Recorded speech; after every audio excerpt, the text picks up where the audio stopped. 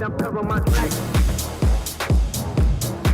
we're headed back to the Nurburgring, but we're not at the Nordschleife right now, folks. We are back in Assetto Corsa Competizione, out here on the Grand Prix Strecke layout. Welcome back, AMX Season 5 of the AMX Sim Racing World Championship. Today we're out here. It is already race 27 of the season. We are just past the halfway point of this season, and I can't believe where the time has gone, Amir. Certainly, and certainly time has a lot passed since I was last on the broadcast booth, but glad to be back here and glad to be back on ACC, especially with the car and track combat that we're having. It is definitely a staple of online racing in ACC with this particular combination. So the last time we were out here in Assetto Corsa Competizione, once again, the same man that has been dominating all season long out here, Simone Seminara, taking home the win. So we'll have to see. He's already 3 for 3 this season. Let's see if he can make that 4 in a row. But before we get to checking in on our drivers, make sure to check out all our social media. Go to the website, get the full schedule. We have highlights, race updates, and everything else that you could ever want.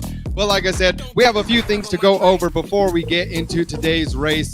That being, we're already 7 weeks into this thing. I can't believe it. So we started about 7 weeks ago, back in May. That would be May 18th, to be more specific about that. Like I said, just past the halfway point so far out here in the season. So far, we've had a lot from AMX 5, Assetto Corsa Competizione, as well as the all-new AMX 20, which we will have coming up next weekend. But today, we are back in Assetto Corsa Competizione, like we mentioned. And Amir, what probably been your biggest thing of the season so far? Ooh, tough one to call, but I think the AMX 20 category has been really a big draw because we've got so many good drivers involved. And the stakes have never been higher, especially with the prize pool involved. But I think we'll get into the housekeeping first, Kevin. Definitely. So like I said, so we've actually been here since May 25th, all the way through August 18th is where we will be at the rest of the season, every single weekend. This season's prize pool, of course, is $15,000 plus next level racing gear. And the way that our ACC races go, a little bit different than the iRacing. We have our 20-minute qualifier followed by a full 40-minute race with a 1 mandatory pit stop. So that's one thing that we have introduced as well, similar to AMX 20. So it's a little bit of a combination of both. But for all of our drivers, one thing that does stay the same is driver cams are required for those drivers. So if you're out there, we want to see your beautiful face. You can get the link via our AMX Discord or heading over to amxrace.com.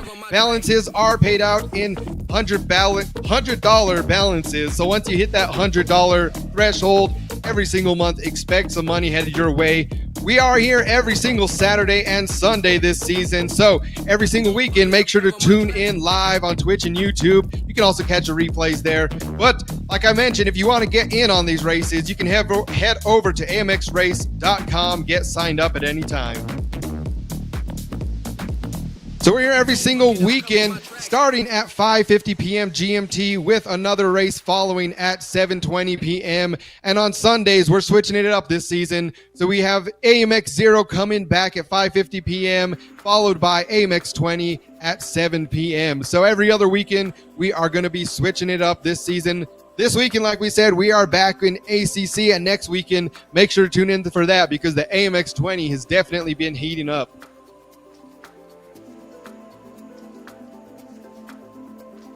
The prize pool for ACC, like we mentioned earlier, just a little bit different format out here today with qualifying going straight into that heat number 1. So we're only doing 1 heat out here, but first place will be taking home $45, second place $30, third place $27, and we go all the way down to 15th place with the person setting the fastest lap getting an extra $4 with a total prize pool per race of $250. So it's been a bit crazy for those that tuned into the race yesterday. Definitely the grid is starting to shake up. The standings are moving. So our top 10, starting in 10th place, we have Diego Villarreal de Leon, followed by Toby Soriano in 9th, Dino Filippa in 8th, Corentin Guinez in 7th, who had an amazing day yesterday. That put him up 8 spots in the current standings. Quarantine Guinness sitting in that 7th place spot. Evandro Dantas 6th place. Pedro Dean 5th. 4th place, we got Gaston Kulavi. In 3rd, we have Bruno De Carmo. 2nd place, we have Jackson Asenje. And in 1st, our current championship points leader for AMX 5, Gael Valero, with 400 points already this season. So it's going to be a race probably between Gael Valero and Jackson Asenje. Like I said, we are only about halfway through this season, so there is still plenty of time for that top 10 to change up. And like we mentioned, as much as we love all the cash prizes out here, we also have our friends over at Next Level Racing giving away a great cockpit as well as a super comfortable seat. So we have the GT Elite as well as the ERS3 seat to go along with that. So that's looking so good. We had Gael Valero take home the championship last year. We're going to have to wait and see if he can do it again. But enough about what's going on there. Now we're going to head it back into what we have going on more specifically today for our first race of the day, Amir. Certainly, Kevin, and well, the background says it all, isn't it? We saw some beautiful shots of the Eiffel Mountains, but now we get to see the nitty-gritty of it. This is the Nurburgring circuit complex, but more specifically, what we're going to race on today is the GP Strecker circuit that has been around since 1984, but the complex itself has been open since 1927. That predates the Formula 1 World Championship, so that's how long ago the circuit was made. 5.148 kilometers on this modern layout, the GP Strecker circuit, and located in the city of Nurburgring, but more specifically in the Eiffel Mountains. So, I just can't put enough words to just say it's a lovely place to have a race. And to complement the cars that will be racing on the circuit, well, it is a staple of the ACC game. It is none other than the bonafide GT3 Class here.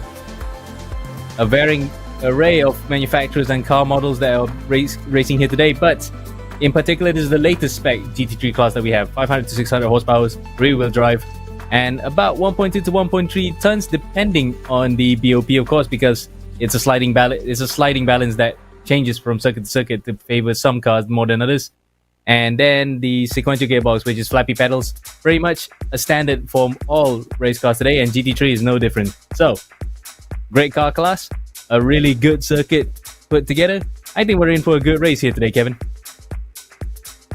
Oh, I absolutely know it. Like I said, we've seen Simone Seminara. I think so far this season, he is the talk of the town.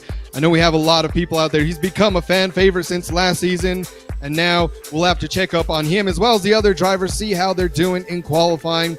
So one thing that I was looking back from last season as well, we were out here at the Nurburgring GP, and the same category, the GT3 cars, where Simone Seminara was battling it out with Lucas Werle. So we'll have to see, as both drivers are back out on the track today. We'll have to see if we have that battle going on in our hands. But like we said, we have 9 people out there so far from what it looks like on the timing screens, as well as Gael Valero, who we are currently on board with in the Mustang GT3. It looks like Simone Seminara also changed it up today as well. So we have several people out there in the McLarens, as well as a few out in the Ford Mustang GT3s. So definitely we'll have to see what happens out there. Gael Valero, mainly an iRacing racer, this season switched it up, said, I'm going to head over into ACC. And so far, he's been getting on the podiums, but we know he is looking to overtake Simone Seminara and prove just even furthermore why he is the current championship points leader. You're right there, Kevin, and here's a bit of info on him from Apex Racing Team. 20 years of age, 28, and well, if you can contact him through Valero Gael, you can find him either on Twitter or, X and Instagram. But key point to know here, Valero definitely will have a bit of impetus to try and get the win, because a couple of times that he has had some close battles with Seminara, he couldn't convert it to a win. The closest he had was in Barcelona. Let's see if we can actually do it here in Nurburgring here, Kevin. Yeah, and this being one of those two, especially just how quick this track is, it's not quite as technical. I know that's one of these things between iRacing and Assetto Corsa Competizione, is really just getting a feel for the tires, getting a feel for the brakes, you know, really just seeing out there. As we see another iRacing driver, one that did very well yesterday's races also, we have Bruno De Carmo. So we have out here a few people representing their different countries, one of the few people out here too. So looks like roughly half the field out here in the McLaren. So like we said, things are pretty balanced out here, but every now and then you do get a car that is just a little bit better on the track, or even just, you know, some of these that we see, that front engine vehicle versus the rear engine, just shifting the balance a little bit. So kind of also just comes down to the driver preference at the end of the day. But here we have Bruno De Carmo so far sitting in that 4th place position. But like we said, pretty much everyone except Simone Seminara and Lucas Werle now have yet to set a lap time. But it's all right. We still have 15 minutes left in this qualifying session. And then we can see our current leader, Simone Seminara, so far setting a 1:54.792. I expect that time to only go down. Indeed, I think the fastest times here we've seen about the low 50s, somewhere around 53 to 52. So he's not far off from the ballpark here for what we could be seeing in terms of lap time. But again, this is probably just Seminara warming up. As you can see the shirt name there, it's his actual team, Gladius Competitions, who also compete in the SRO series. So you know he means business, but he can't be resting on his laurels. He has some really fast guys behind him who are waiting to pounce if something were to happen. But for the time being, Seminara, fastest overall, 54.7. He's laid out the benchmark. And I was talking about the iRacing drivers that are now coming over into Assetto Corsa Competizione. Simone Seminara, who is primarily an ACC driver, has now been hopping into our AMX 0 races. We've seen him out there trying to put in the grind, trying to just learn the different sim. And it's been very interesting just to see that. Like we said, most of the time out here, we've had iRacing guys going into ACC. So now it's nice to see other guys from ACC going into iRacing. So I'm sure in the future, we'll definitely start seeing his iRating go up, start seeing him get involved in some more races as we go along. But for right now, looks like we have about 5 drivers so far setting in some lap time. So about 7/10 between Simone Seminara and the next 3 drivers below him. So we'll just have to wait and see. Those guys definitely still getting comfortable to the cars and track. I know a lot of these drivers out here are used to racing this track out in iRacing. We've seen now with the introduction, though, of the Nordschleife in ACC, we might have to see what happens next season for AMX. I know some people out there, the fans, the drivers, want to be able to run that new track. So we've got new cars, now possibly time for a new track. But like we said, we'll have to wait and see what happens for future seasons. Also case in point the fact that it is a new circuit in the grand scheme of things in terms of the ACC updates. But in all honesty, I think it's just basically an expansion of the Nurburgring, because we do run the full layout of it, including the GP Striker circuit. So it's a nice little thing to have. But again, as you said, we'll have to wait and see if we can actually put it into this season, or rather we can probably wait for the next season to run the Nordschleife. That would be quite an interesting take, isn't it? We have both versions of the same circuit, but in different sims. And now look at the timing screens too. So we are on board with Lucas Werle, who is about a second down. So Simone Seminara able to best his lap time just a little bit, as well as Bruno De Carmo sitting in second place. Lucas Werle sitting in that 3rd place position. The lone BMW out here in the field today. So we'll have to see again. Like we said, a lot of this comes down to what the drivers are comfortable in. We've seen this last time. Of course, Simone Seminara was not in the Ford Mustang GT3. That was not yet released out for ACC. But definitely one thing that has not changed is him being in that top spot. So Lucas Werle, now Bruno De Carmo. So a lot of amazing drivers that we've seen throughout the races this season. We'll have to see, you know, of course, just purely based on statistics, Simone Seminara coming into this one, being the person to beat. But also, I'm very interested to see the battles going on between Bruno De Carmo, Lucas Werle. Now we have Baraviera as well as Dantas, Galero. So quite a few familiar faces out here. I think it's going to be an absolutely great one out here at this track today. Absolutely. And judging by the lap times, a couple of drivers who are within striking distance of Seminara shows that, okay, we might at least still have a race on our hands. As we can see, Braviera goes off and presumably straight back to pit lane. Yep, just getting the car prepped up for the next few runs. We go back further behind. This is Pedro Mora, across the line to start another lap. No, in fact, he's starting a proper push lap, because so far he and Berger have not set a lap time yet. So now we get a great onboard out here with Pedro Mora, as he just came out of turn 1. The Castrol S now going into the Mercedes arenas, turn 2 and 3.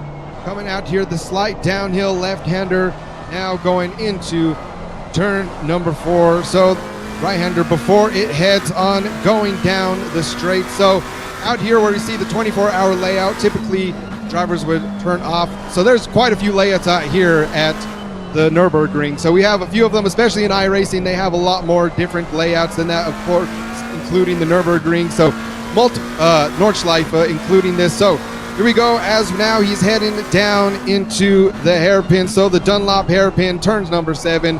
Out here, quite a little bit of a double apex, just depending on the type of vehicle we're going. But now we're heading back up into the Michael Schumacher S's. So that's turn 8. Now the nice sweeping left-hander into the right-hander, turns 8 and 9, the Schumacher S. Going up the hill even more. Now you see the beautiful Fanatec sign in the back. Going into the next left-hander of turn 10, the Kumo curve, and into the bit curve. So, like we said, definitely, that's one. I love a lot of tracks like this where, you know, especially some of these European tracks, just every single corner being named. Myself being an American, there's a lot of American tracks that's like, you know, I don't know if they just gave up halfway through saying, all right, we're only going to have, you know, maybe 3 or 4 curves out here named. But nonetheless, right now, your third place, Gael Valero, looking to improve on his time as well. Yeah, going back to the whole corner name thing. I mean, unless it's the corkscrew Laguna Seca, I don't think that many other tracks have corner names in the States anyway. But really, it should be a commonplace thing because it does give the circuit a bit of personality. Hence why Laguna Seca is probably the forerunner to that particular thing. But enough of that, we're looking at Valero, whether or not he can improve here, Kevin. And I just seen there's a cone right there out on the thing. So luckily, that's not going to really do too much out here in ACC for the vehicle. But it's still great to see, you know, just him interacting with the environment nonetheless. But now we're back on board Bruno De Carmo. So he is out here, the Delinta Esports driver.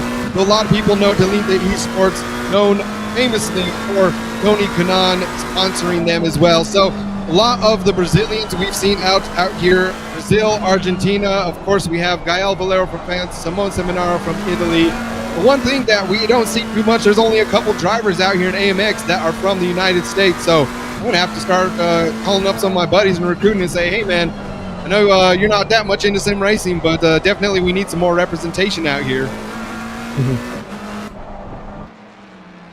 Certainly. And apart from a few noteworthy names like Tim State, or at one point, I think it was Leo Moro. Or no, actually Leo was actually from Canada. But yeah, we need more North American drivers involved here, don't you think, Kevin? Oh, definitely as well. You know, that's, yeah, just honestly, North American drivers in general. We've only had a couple Canadians, couple from the United States, from Mexico as well. So we'll have to see. But right now we have Pedro Berger from Proton Competition. Actually, I'm not sure if that one, the number 64 car, that one is the one that's built in game, or if that is the actual team. Now I'm gonna have to look at that. I know you, Amir, you are more familiar. You have a lot more experience driving in ACC than I do. I'm a bit more on the iRacing side of things.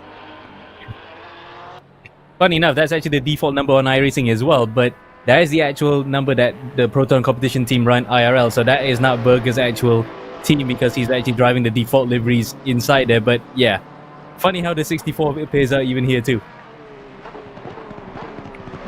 And that, of course, the 64 being important to the Mustang going all the way back 1964, 1965, the original Mustang being released out here in the United States. And of course, a lot of that involvement being involved with Carroll Shelby, probably one of the most famous racing American drivers, as well as his whole story developing the Ford GT40 and all of that. So a deep history between the Mustang and racing out here. As we can see this year, Ford putting the GT3 out and the WEC out in IMSA, but it's definitely one of my favorite cars. You know, whether it's a German V8 or an American V8, I just love the sound of it. There's just nothing like that blazing through the track. But speaking out here blazing through the track, still yet to set an official lap time here in qualifying, Nico Godoy, another AMX veteran that we've seen out here time and time again, currently still trying to set a fast lap. And that's one thing to keep in mind, folks, that although these drivers, it just takes a little bit of that track limit. Sometimes you get a bad lap in here,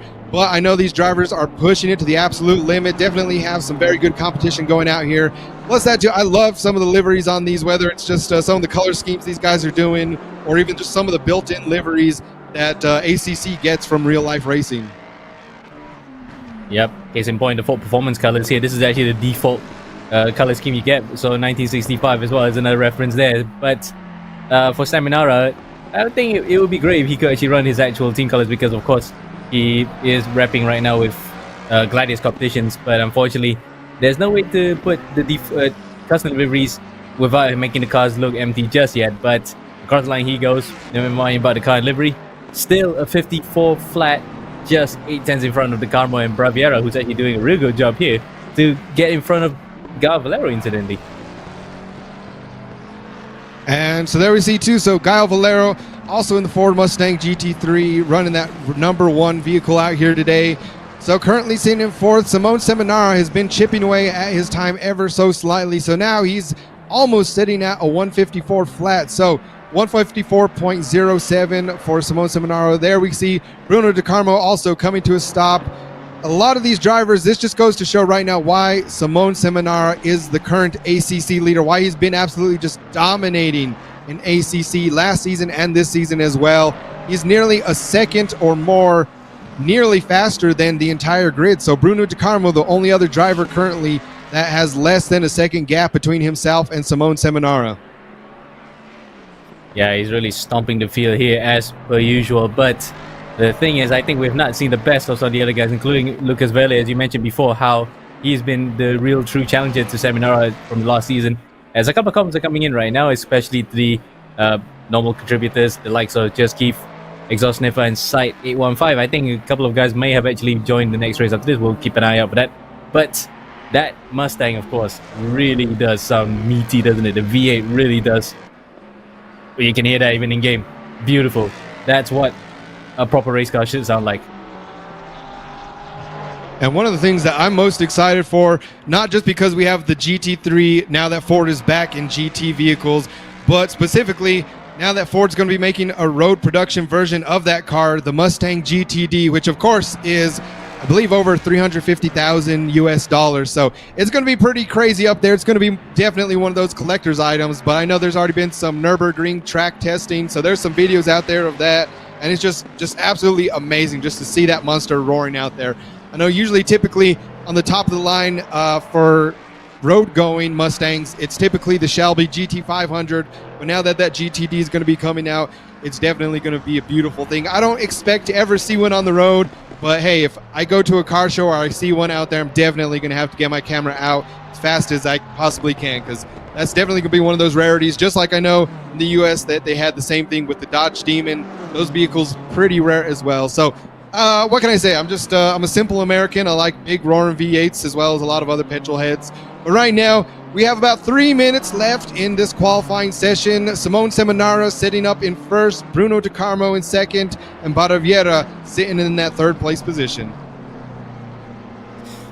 Yeah, so far at least, only De Carmo has been able to be in within a second of Seminara. As we look at De Carmo now, I think he's waiting for the track to clear up just a bit so that he can do one more push lap. But if he doesn't get out within the next 30 seconds, he's going to be so very short here. So I think he might just be sitting it out because he knows full well that maybe he's got the race pace covered. As we look at the entire field now, every single one of these guys have actually set a lap time from Seminara all the way to Jacob Flans in P10 there, 7.4 seconds behind. But again, definitely we'll be waiting to see the times tumble because it is optimal right now, the track conditions.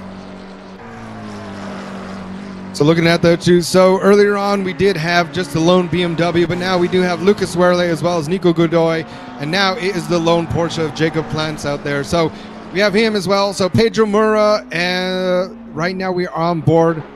Like I said, going back to Jacob Plants, so we've seen him a few times for some of those old school AMX viewers. You guys may have possibly seen him out there, but nonetheless, a newcomer this season. We'll have to see how he does. Currently sitting about 7.5 seconds back from Simone Seminara. Like we said, it's great. We only have 10 people out on the grid, and if you guys were keeping track, we have 15 spots to be given away, prize points, be giving away money. So if you have ACC and you say, you know what, I want to get me in there, I want to have some fun, I want to get some money headed my way, feel free to head back over to amxrace.com, get signed up. Some of the races, we have minimum iRating, but out here in ACC, we have it pretty much open to anyone that wants to get out here and try their hand. So we'll have to see how Jacob does out here on the field today. Because now we see Vandro Dantes, so about half of the field with about a minute left so far, just hanging out in the pits. The other half still out on track, trying to better their lap time. So we'll have to see if anyone gets back up, maybe a couple places. We'll just have to wait and see, as now we are under 1 minute in qualifying. Yeah.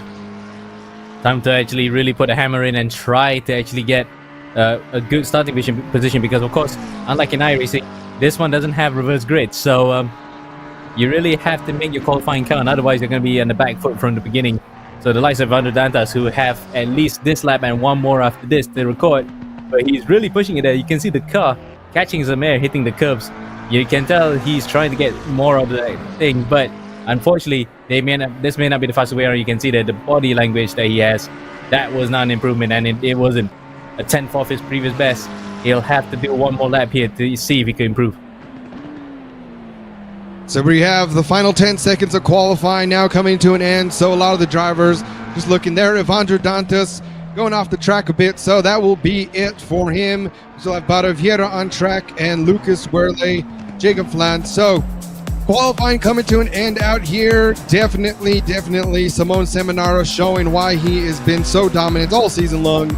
Once again puts up the fastest qualifying and now has that target on his back for these other drivers to come and try and take away that top spot from him. So we'll have to see. Like we said, Lucas Werle, we've seen him last season as well, doing an amazing job out here in ACC. So definitely a few drivers out there to start putting the pressure on Simone Seminara today. Yep, certainly. And let's not forget Bruno De Carmo, his immediate rival there. The only driver to be within a second of him. He'll be one to watch out for if he can actually get a good start. And crucially, the first few corners will be the one that will tell if he could actually give a fight, because that first corner especially is a bit of a choke point. So he'll have to avoid getting a collision. Otherwise, he'll have really a mountain to climb to get out to Seminara. Seminara, likewise, needs to avoid the madness of the first few corners so that he could at least still maintain the lead after that point. But that's just hypotheticals. We'll wait for the race to start to see how that all plays out here, Kevin. And speaking of Bruno De Carmo, so he did a pretty good job in yesterday's races. I know there was a bit of incidents going on out there, but definitely we got to hear from him in the interview room, and it's always great to hear from these drivers. But here are our results so far from qualifying. So like we said, we have Simone Seminara, your Ben Q session winner, sitting up there at the top spot, the 154.057, absolutely blazing lap time out here. We'll have to see if he can improve on that during the race. But Bruno De Carmo now sitting in second place. In third place, we have William Baraviera. Fourth place, Gael Valero. Fifth, we have Lucas Werle. Sixth place, Vandro Dantas. And with seventh, we have Berger. Eighth, Mura. Ninth, Godoy. 10th, Lance. 11th, Mura. So, well, sorry, I guess not 11th. We only have 10 drivers out on the grid. Those last couple, looks like they decided, all right, may have hopped in there with a couple different cars and said, all right, this isn't filling it. I'm not filling it out here. Time to get back up. So that is your top 10 qualifying right there. We'll have to see how things shake out here now that they're heading back on, starting to grid up, back on those cold tires. I know, especially right here, having such a tight turn one out here on the Grand Prix at the Nurburgring. This is one of those places, no matter the series, no matter the cars, definitely one of the most dangerous places out here at the Nurburgring GP. As you can see there, the socials at the bottom. This is actually a nice little touch to go into the race. You can follow us on Instagram, live on Twitch and YouTube, and also you can follow us on the X account, or formerly known as Twitter. Discord if you want to chat with the drivers, or you can also even join the official Discord here to see whatever updates will come soon. And of course, speaking of updates, there's always a daily update on the website to see whether or not you can actually take part in the races that are happening every weekend, and short form content on TikTok. So nice little touch there. Waiting for the race to start here, Kevin. Definitely, as we see Chad in there too, cheering for the Delinta driver out here today in ACC. So here we go. We have Bruno De Carmo and Simone Seminara, the front two on the grid. We're going to have a bit of a formation lap going on. So looks like all of our drivers are gridded up, and we are now moments away from heading green. Out here, race number 27, AMX Season 5. You have a bit of a long wait, but it is going to be a short run up after this from this little warm up to the start. And there we go, we're underway now. Seminara leads the entire field, as we can see. All the drivers in the grid have actually gotten away here now, but the buzz in the stomach will still be there because we still won't know what's going to happen after the green flag and go across the line for the first time. So here we go, seconds away as we're crossing the pit lane entrance, and it is up to Simone Seminara. Let's see what he's going to do. He's waiting just a little bit to get the launch. We are moments away from the green, and there we go, green flag waving. Simone Seminara, now a beautiful launch from all of our drivers as we see Gael Valero already trying to make a move to the outside. We'll have to wait and see. That's a pretty risky move out here. Will it pay off for him? Will he have enough grip on these cold tires? He might just not, but already contact. That looks like Bruno De Carmo getting spun around back into Gael Valero now. Simone Seminara able to get away from that, but like we were saying before the race started, that turn one, especially on cold tires, definitely do not want to be caught up too tight on the inside. Yep, and exactly as I said, which is something what De Carmo wanted to avoid, and he was involved in that particular skirmish. He drops now to P5 as we wait for the timing tower on the left to update. We saw just now Gael Valero was involved in there too, so somehow he managed to just get the car pointing forwards, but he did lose a bit of momentum out of there, and to his detriment have dropped a few positions from where he started. He's behind De Carmo in 6th place. Meanwhile, up in front, Seminara gets a clean getaway, what he really wanted, and he's now ready to just push his advantage home. So right there you can see Seminara not getting involved in that incident, was just ahead of it, now already over a second and a half in front of Lucas Werle. So that's Werle and Baraviera have their workout cut for them. They are still on podium contention, but like we said, folks, it is only lap one out here in this 40-minute race. And keep in mind, ACC, we do require one mandatory pit stop, so that's definitely where these races have been won or lost. We've seen people get penalties from speeding through the pits. We've seen people taking a bit longer, trying to get some tire changes maybe when they didn't need it, so anything can happen, absolutely. You see Lucas Werle now trying to defend off Baraviera. Yep, and there's the battle cam between both drivers, so that's a nice touch as a cone goes flying there. Presumably that's from Seminara being the first driver to hit there, because after the end of every session, of course, the circuit resets itself and every single movable environmental object will be put back in its place. So Seminara, we can tell, was already pushing from the word go as we're on board now with Verle. Let's see how he could defend from Baraviera coming through turn number 1. It looks as though Baraviera will not be thinking about it. He is getting close, but no way through just yet. As someone in the comments asked, how much did you get for finishing in P9? Well, it's actually about $12. So if you get yourself into the races now, well, I mean, now as in like before the whole thing started, you would have been able to actually be in that top 10 shout and just get some sweet dough along the way. But yeah, start the race. This is though everybody has set themselves into a bit of a rhythm here, Kevin. Oh, yeah, so this is, oh no, we see right there another driver getting spun off. So Nico Godoy right there able to get back onto the track. So unfortunately right there we have 2 incidences so far, 3 minutes into this race. But now that's leaving a little bit more room for your front runners to start walking away. So we'll have to see.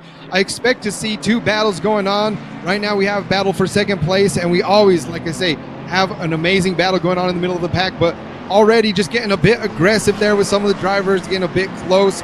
And you know, all it takes is a little bit of mistakes here and there, especially early on while these tires are still warming up, brakes are heating up, these drivers still settling into these vehicles. That's all it takes, folks, is just a little bit of an error and you go flying off the track, sometimes with, sometimes without another driver.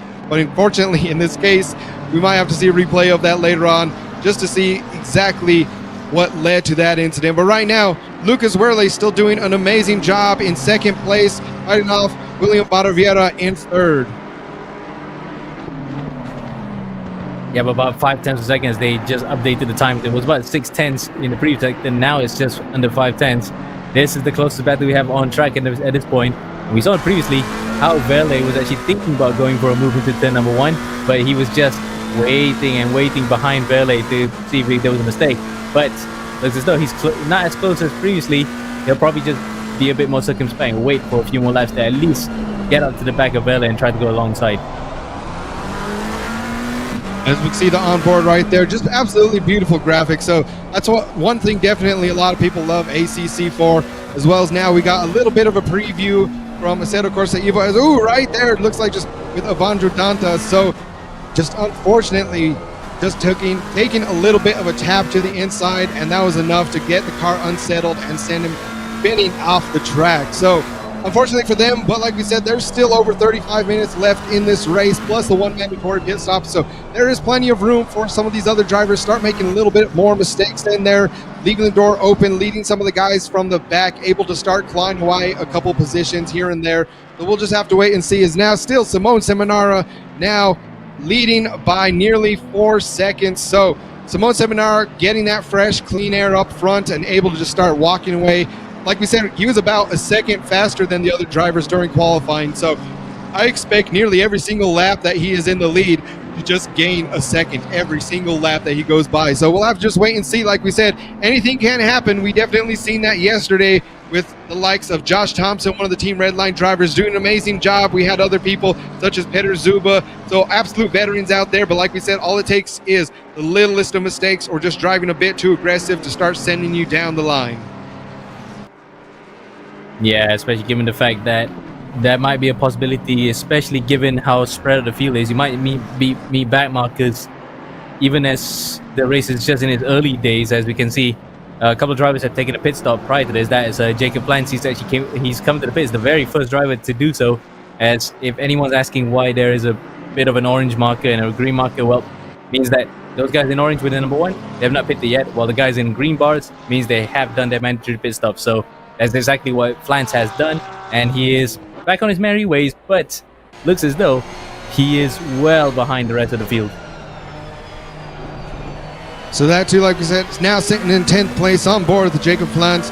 We'll have to just see, again, the biggest thing I think that is not really plagued drivers, but definitely been one of those things that might get overlooked until it happens, is some of those pit stop penalties. So Jacob Flans able to get through the pits cleanly, but we've definitely seen time and time again some of these drivers just getting a little bit too aggressive, entering the pits a little bit too hot, and unfortunately having to serve a penalty later on, or even just getting a bit too aggressive on track, having something happen, having to have a drive-through. So like we said, with still 30 minutes left in this race, we'll have to see if anything happens. But so far these drivers are keeping it pretty clean, except for those couple of incidences that we had early on. So we'll have to see now that the rest of the grid starting to space apart just a little bit. But right now, one thing that has been going on really the entire time, we have Werle and Barriviera still your second and third place, battling it out, as we see Nico Godoy hitting the pits now, getting ready to leave. So Nico Godoy, and just like we were saying, it now has a stop and go 30-second penalty applied. So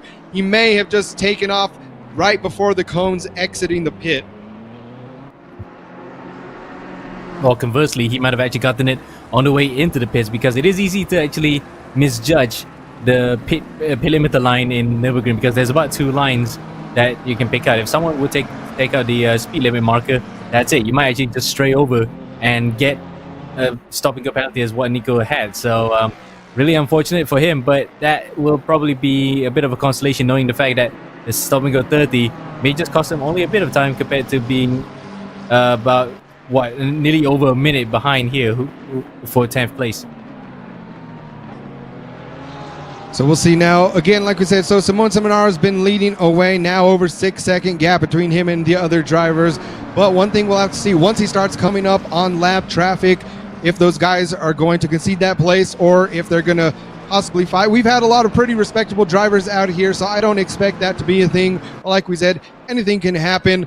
Or maybe the driver's trying to get out of the way, Simone Seminara goes to avoid them, and like we see, I've seen that multiple times, all the time for multi-class races. Some of the slower cars go to move out of the way. Usually you hold on to the driving line, but sometimes there's a bit of miscommunication, and unfortunately those drivers end up into each other. But I think Simone Seminara definitely has enough experience out here that I don't see that being an issue today. So definitely cool, calm, and collected from Simone Seminara. We see him there, the bottom right hand of your screen, the number 65 Ford Mustang GT3, out here leading the competition so far with just over 30 minutes left in this race.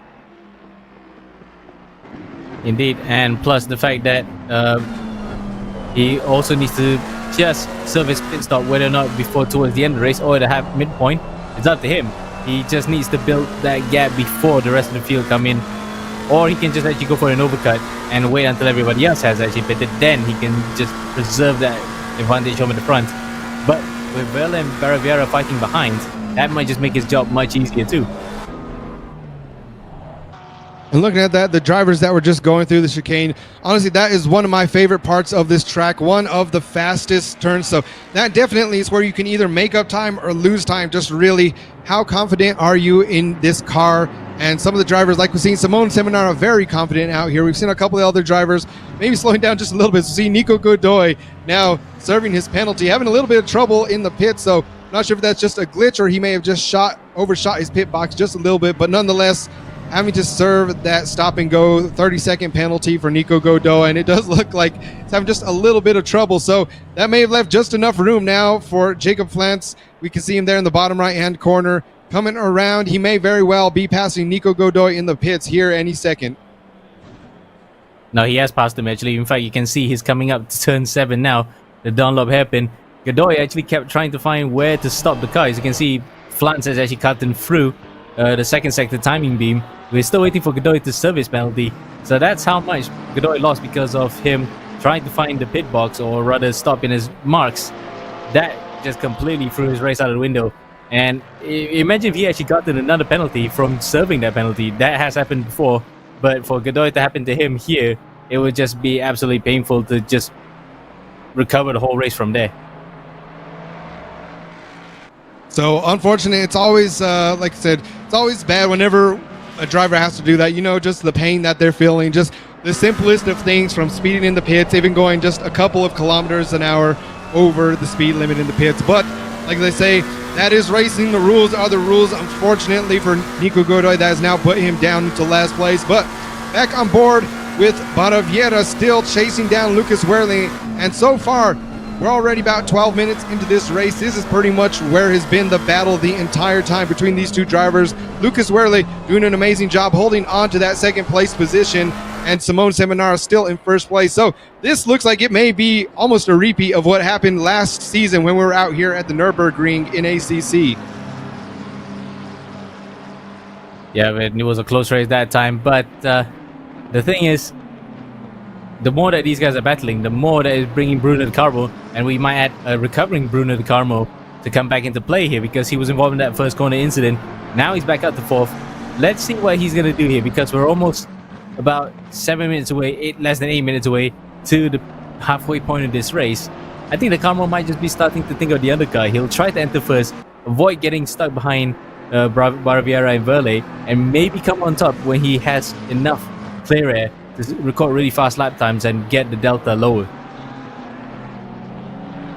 And just a recap of what happened earlier. So Bruno De Carmo was in second place in qualifying, started on the front row of the grid alongside Simone Seminara, but unfortunately we've had a couple incidences going on early in the race that put Bruno De Carmo back just a little bit. So he's now starting to catch up to Baraviera and Lucas Werle. So we'll have to see, like we said, 27 minutes left of this race. I expect Bruno De Carmo to start really putting the pressure on Baraviera, and we'll see if he gets onto that podium. I know he was wanting the win coming into this one today, but definitely he would be excited to get on the podium ahead of these drivers, especially being one of these guys that is primarily used to iRacing. Coming into Assetto Corsa Competizione and being able to get on the podium is always a big feat. Speaking of other people that we see, Gael Valero also up in that incident that was in turn 1 there at the beginning of the race, now sitting in 8th place position, so about 23 seconds beside him and Evandro Dantes. So Gael Valero, an AMX veteran, we've seen him out here doing very well, but it looks like this race just not quite getting the pace that he's needed so far. So unfortunate for him, like we said, 8th place, but that just goes to show someone as good as Gael Valero out here on the race, being down in 8th place. That's how you know we have some good competition out here today. But again, it's that whole thing of going in from one sim to another, being very used to iRacing, coming into Assetto Corsa Competizione, just trying to get used to how the tires feel on these cars.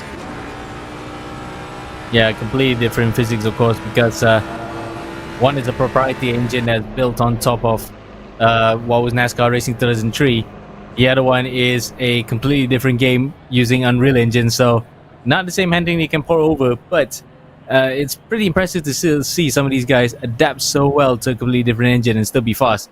But but for Valero today, it may not be the case because, again, qualifying was a bit of a bust, and the first corner kerfuffle didn't really help him at all. So he's just consigning himself to just at least trying to recover a few positions. In fact, he comes to the pits. Pedro Berger in front of him also completes his mandatory stop from P5.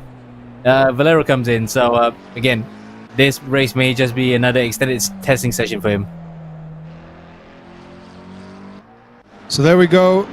Pedro Berger's currently 5th place, but now coming out one of the few people to have hit the pit stops already, making that mandatory pit. Nico Godoy still sitting out there in the pits, as well as Gael Valero now making his pit stop as well. So like we said earlier, Nico Godoy unfortunately getting a penalty when he went through the pits, had to have a stop and go, and now he's just kind of been sitting back trying to get that all resolved. So we see right here, however, Pedro Moura now right on the rear end of Evandro Dantas. So the number 721 of Pedro Moura, both of these, the McLaren. So the McLaren's now sitting towards the middle of the pack. These guys finally getting very comfortable with this track. Like I mentioned earlier, I knew it was coming. We have the battle towards the front with 2nd place and Bruno De Carmo getting in there as well. And now the battle for 5th and 6th place as well. Evandro Dantas, Pedro Moura. So we'll have to see how these guys settle for right here in the middle of the pack. Yep, and these two completely different, not to say completely different race courses right now, because we saw that earlier Dantas was hit by Godoy, somehow managed to not hit the barriers, and he is on the recovery drive, whereas Moro on the other hand, he was not involved in many of the incidents, but he is actually behind Dantas incidentally. So now, battle between two similar cars. Let's see if the drivers can make a difference here. So looking at that too. So Pedro Moura was 8th in qualifying and so far has made up a couple positions, now sitting in that 6th place spot. But also we have here Mata Vieira, who is still trying to hold on to that 3rd place position. So he did qualify in 3rd place and has been in that position ever since, right behind Lucas Werle. So once Lucas Werle was able to get up into 2nd, he's been holding on to it. But like we said, now Bruno De Carmo starting to put on that pressure a little bit, where Mata Vieira was really just only focused on the driver in front of him. Now it's going to be having to drive just a little bit more in his rear view mirror. Yeah, but he has to look behind more often than he looks forward, because you can see the gap between himself and Seminara is about 8.5 seconds already. So he might just be starting to think whether or not he could just relieve the pressure a bit by coming to the pits, get away from this battle, and try to at least regain some lost delta. But meanwhile, Mata Vieira is looking really close. He's been very close throughout the entire race. He's not been able to overtake just yet because, again, fair play to him, he's being very circumspect, waiting for the right time to strike. But he might also start to think maybe he could pit early so that he could try and undercut Verle or force Verle into a stop afterwards and just probably make a mistake. And De Carmo as well, he's watching brief. He's probably thinking of trying to pull the trigger early as well. But again, just biding his time. As we can see, this is actually Mata Vieira might be taking a chance here, Kevin. So looking in there. So yeah, like you mentioned, this would probably be a very good time to try to go for the undercut, especially when you know that you're losing this much time for the other drivers. You know you have a pretty good lines, pretty good pace. Definitely one of these drivers right there. So we'll see if we have anyone from 2nd or 3rd place trying to get that undercut go there. Just say, okay, I'm going to hit the pits and I'm going to get out, not have to worry about battling it out with anyone, be able to just hit the lines, hit the optimal racing line that I want, be able to start making up time slowly and try to get them back once they have to go into the pits. So we'll have to see what the strategy is here, or, you know, there really is that satisfaction to whenever you're a driver on the track and you're like, okay, I know I can get this guy in front of me. I know I can defend him. Sometimes that's really all that you really want going into these is I want to be coming into these great battles and coming out of them successfully. So we'll just have to wait and see as it continues on. So Lucas Werle, William Mata Vieira, and Bruno De Carmo now, 3-way battle for the podium.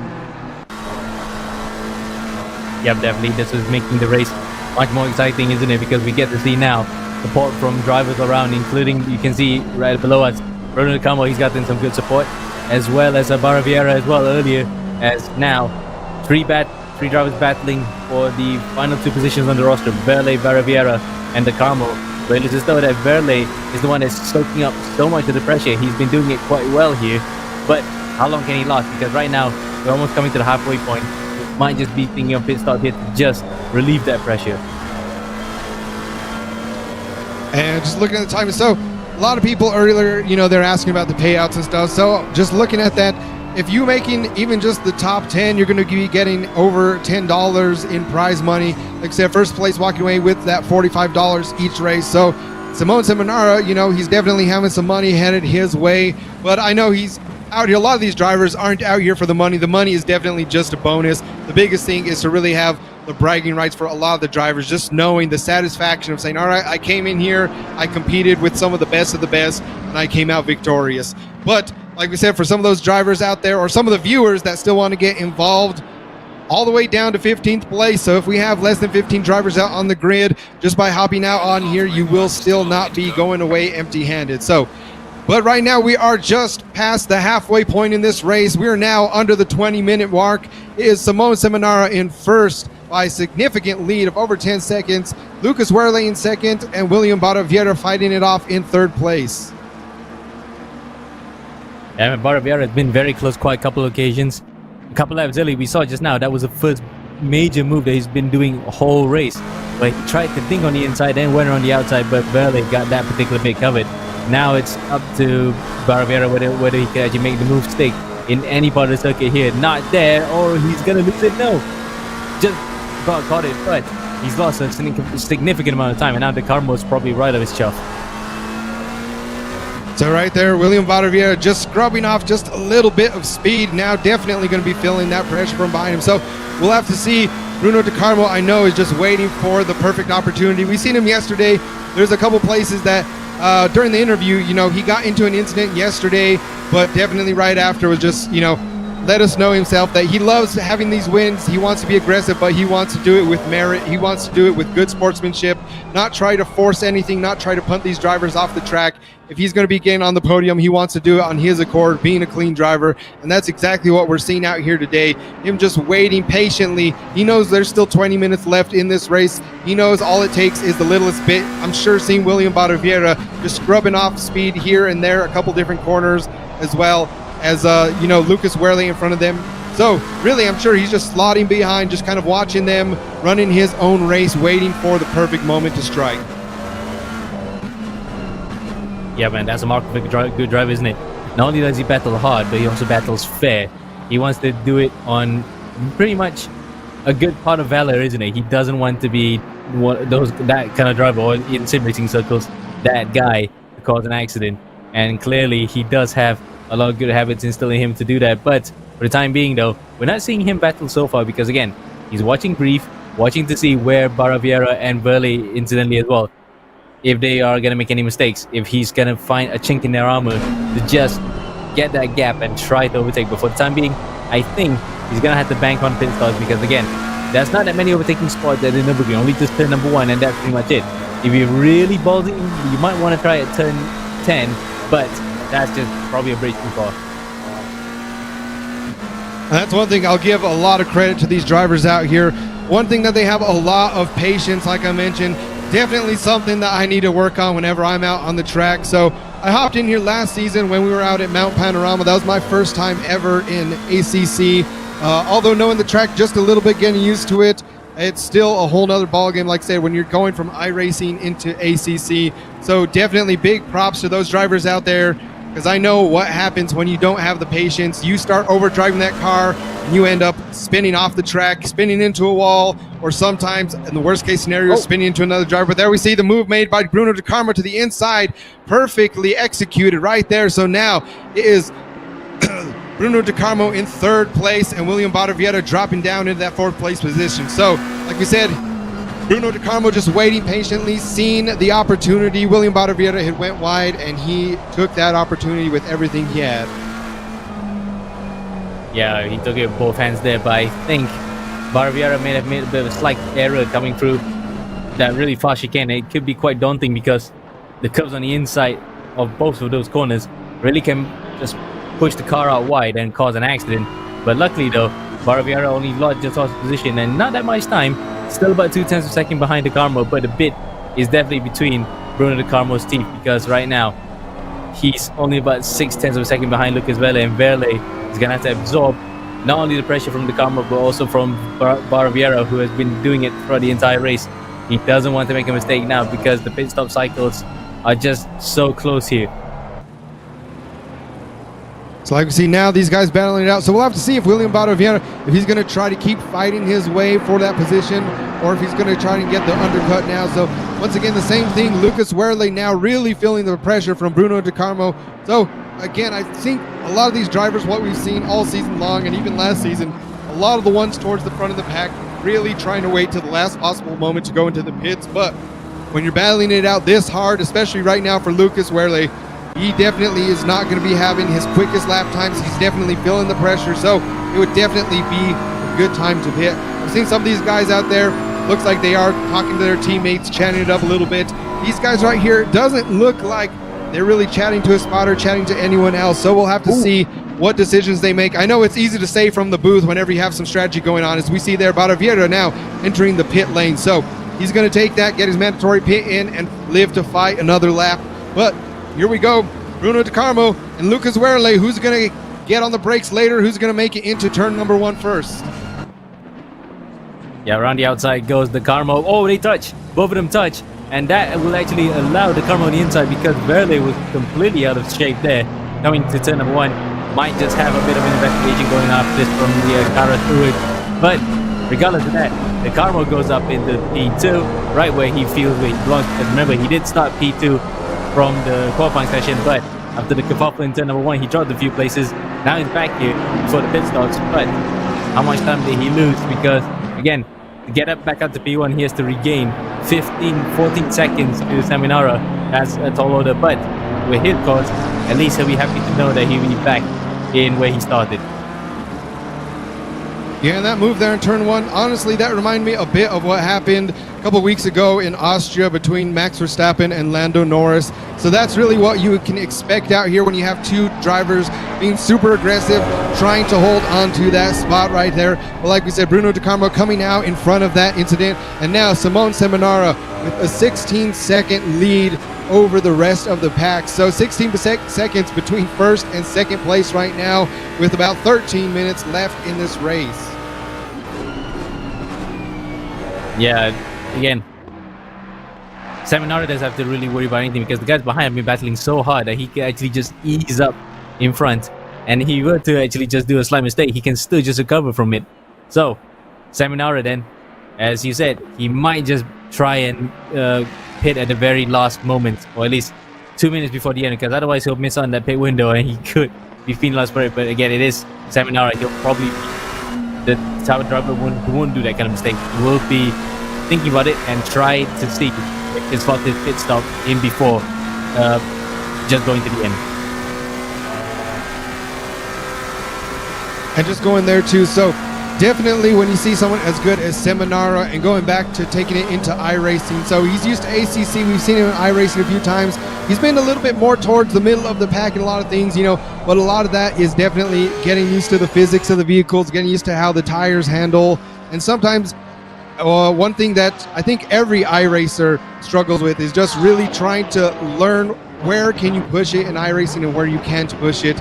I mean, really just any racing driver and any sim as well. That's kind of probably the biggest feat. Once you can start figuring that out and start figuring out how the cars handle and get a little bit more comfortable, that's when you start seeing the seconds being shaved off. So I really hope by the end of the season that we can definitely see Simone Seminara out here in some more AMX 5 races in iRacing. But for now, he's been absolutely dominant in the Assetto Corsa Competizione. Definitely his bread and butter. But now we're going to head it back to the onboard of Burgers. So the 722 McLaren out here currently sitting in 7th place.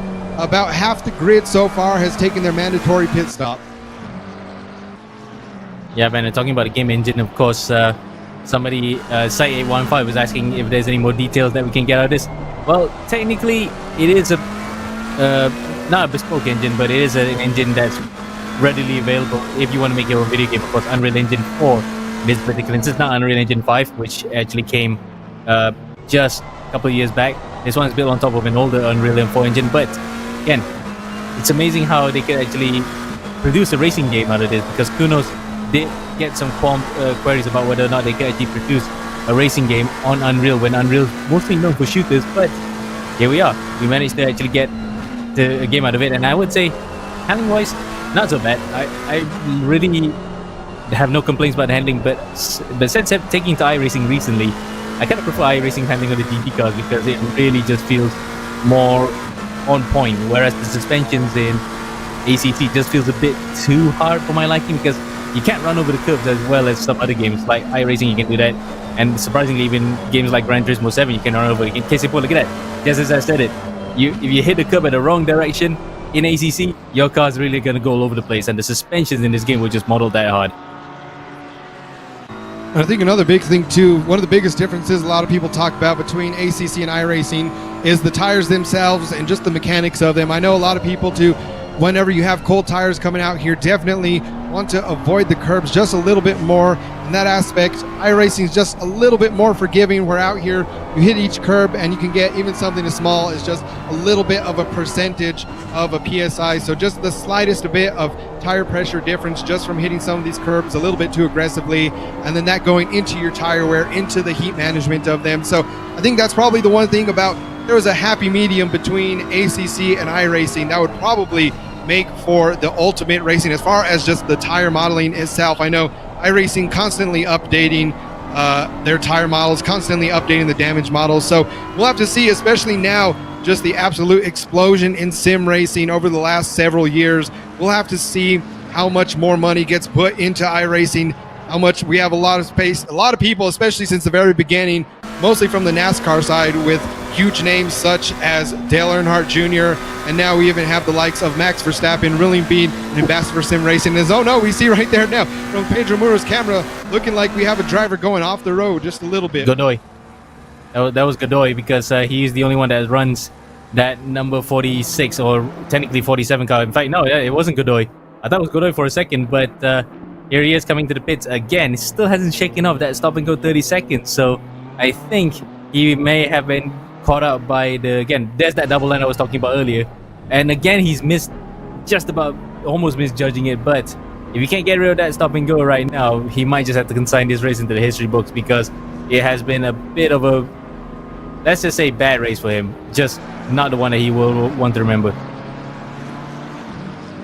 So I'll give props to Nico Godoy out there though. So although that he has been having to sit in the pits quite a while, he's still not giving up. He's still out there saying, all right, you know what, I might as well get out here, get some practice, still have what fun I can have. Although, like I said, getting some stop and go penalties isn't anyone's definition of fun, but just getting able to get back on the track, just be able to hang out with some of these drivers. But right now we can see Lucas Werle now having to fight his way back up. So he's currently in 5th place, right ahead of Barra Vieira. So right now, Simone Seminara first place, Bruno De Carmo second, and Evandro Dantas in 3rd place. We have just under 8 minutes left in this race here, and it's looking like it's all Simone Seminara once again out here today. But Bruno De Carmo did an absolutely amazing job fighting his way one position at a time as the laps went on. So Bruno De Carmo now holding on to that 2nd place. We'll have to see. Might not have enough time to get up for a fight for 1st place, but definitely kudos to him for making it all the way up into P2. Yep, and really that was quite a valiant drive, isn't it, so far? At least because we haven't gone to the pits. Now, these are the guys that were battling between 3rd, 4th, and 2nd, 3rd, and 4th just now. Barra Vieira is still behind Verle, but only just 8/10 of a second. We're not sure where De Carmo will slot in once he does his pit stop, but it's definitely going to be close. And the fact that both of them have come behind traffic, because I think that is because I don't think that's Leo Moro, because Moro drove a very distinctive McLaren. That might just be another back marker. It might be Pedro Berger's car that actually behind right now. So we'll wait and see until the timing charts upgrades itself. But no, in fact, it's Verle behind. I don't think that's Moro, because Moro is the one that actually ran a white McLaren. But either way, there's traffic for them right in front. That's not exactly what I wanted. That's exactly what De Carmo wanted.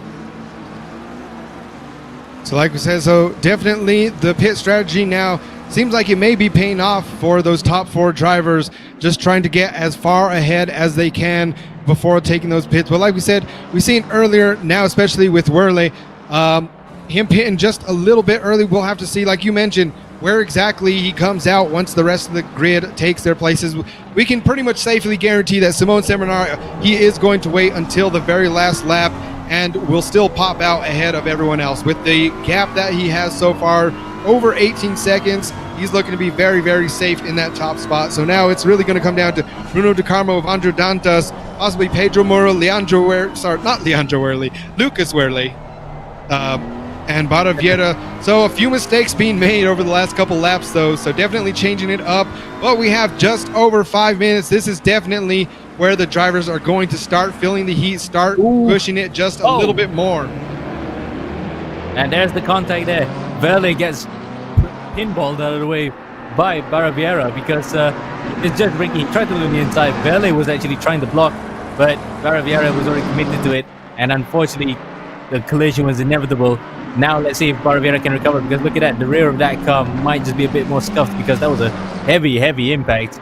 And for Pedro Mora, he'd probably be thinking the opportunity to just scamper away right now because he hasn't pitted yet. He will be gonna fall behind. He will fall behind after the pit stops, but he can at least console himself with the fact that he did get involved in that battle. So for Baraviera, that was a bit of a lunge that didn't pay off, and we might just see some queries into that one after this.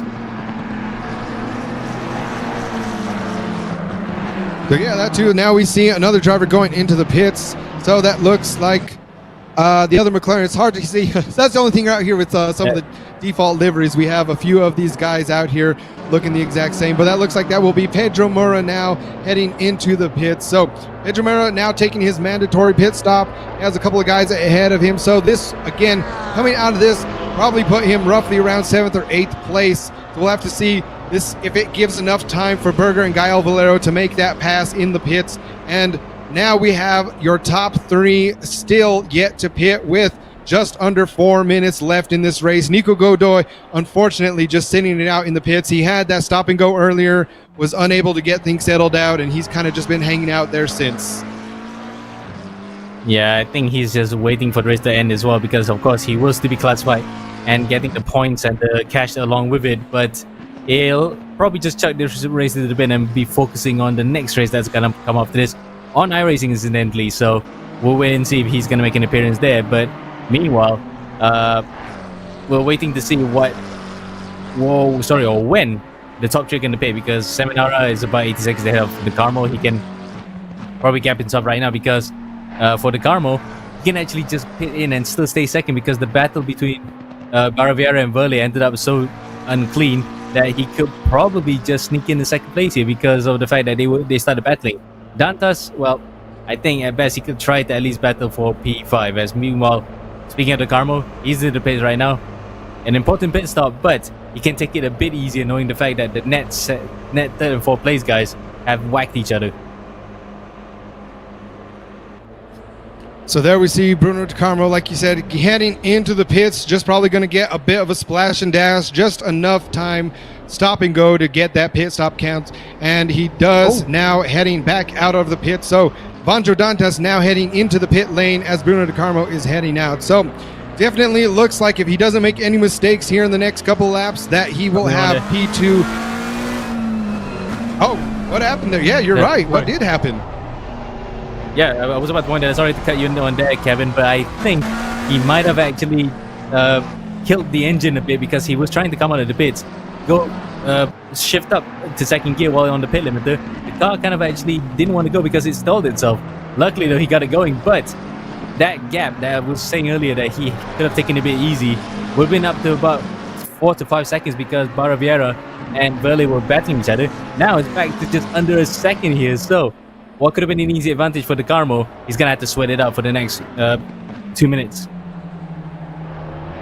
But yeah, looking at that too, so it does look like that did not count his official pit stop. So I'm not sure exactly what happened there. So he's now the second driver to have some issues going into the pits out here today. But like I said, definitely now really feeling the pressure. So we'll have to see, is he going to say, all right, do I have to go back into the pits? Do I stay out on here and just see if there's going to be a penalty or not? So, I mean, we'll have to see what Bruno De Carmo has to do. So not only is he having to worry about Baraviera behind him, but now he's having to worry about, okay, what happened with my pit stop? Certainly. I mean, his pit stop will still count, I think, because he did go in properly. It was a proper procedure, but it's just only the exit was a little bit slow, because he got out of the pit lane slow as well. Maybe he just couldn't deploy the clutch enough properly and just get the car going. As we can see, Seminara is in and out of the pits. He's well and truly checked out here. But in the inset, we can see the replay between Vele and Baraviera. A bit longer than expected, but we're going to see the incident now because in front of them was Mora. But this was the battle we're looking at right now that could have cost a podium for either one of them, because that was a big moment here. Coming up now to that unlock hairpin, you can see Vele was thinking about blocking, then Baraviera thought of the inside.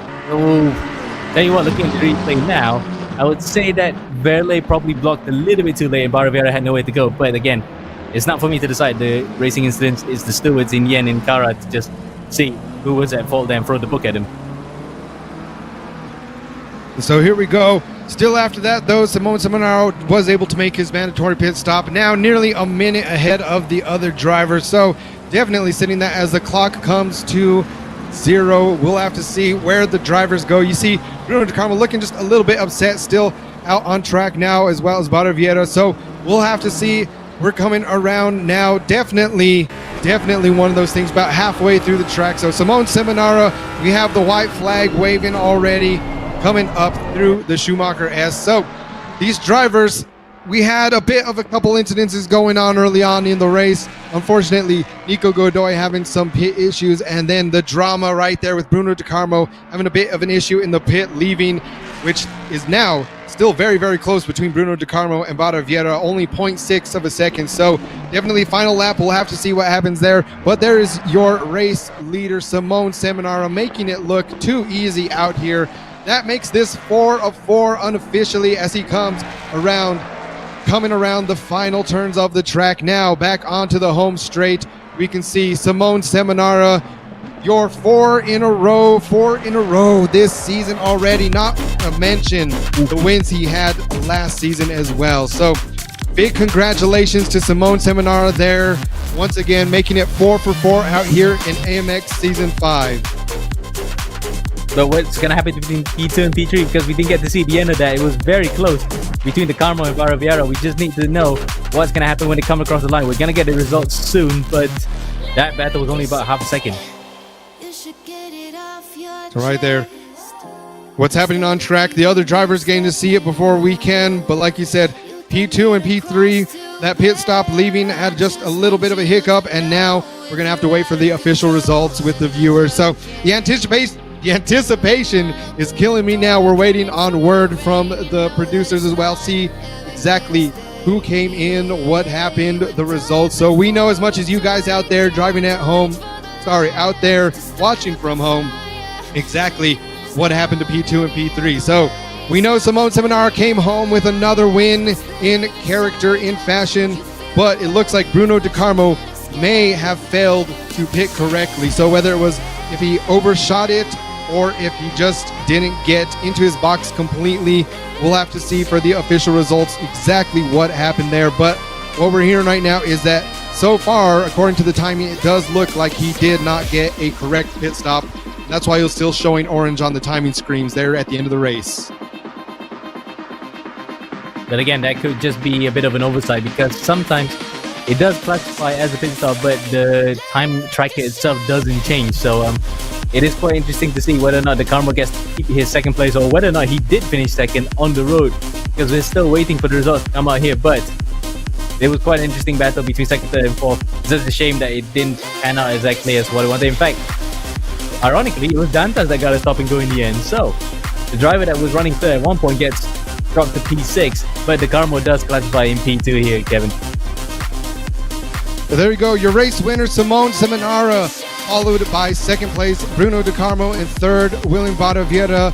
We have Werle in fourth, Berger in fifth, Dantas sixth place, Valero coming in seventh, Pedro Muro eighth. We have Flans coming in ninth, Godoy in 10th place position. So we had a couple stop and goes, like you said, Evander Dantas with that last minute stop and go, as well as Nico Godoy. Unfortunately, what was a 30-second stop and go turned into quite a bit of issues in the pits, but glad that we continued to see him out there.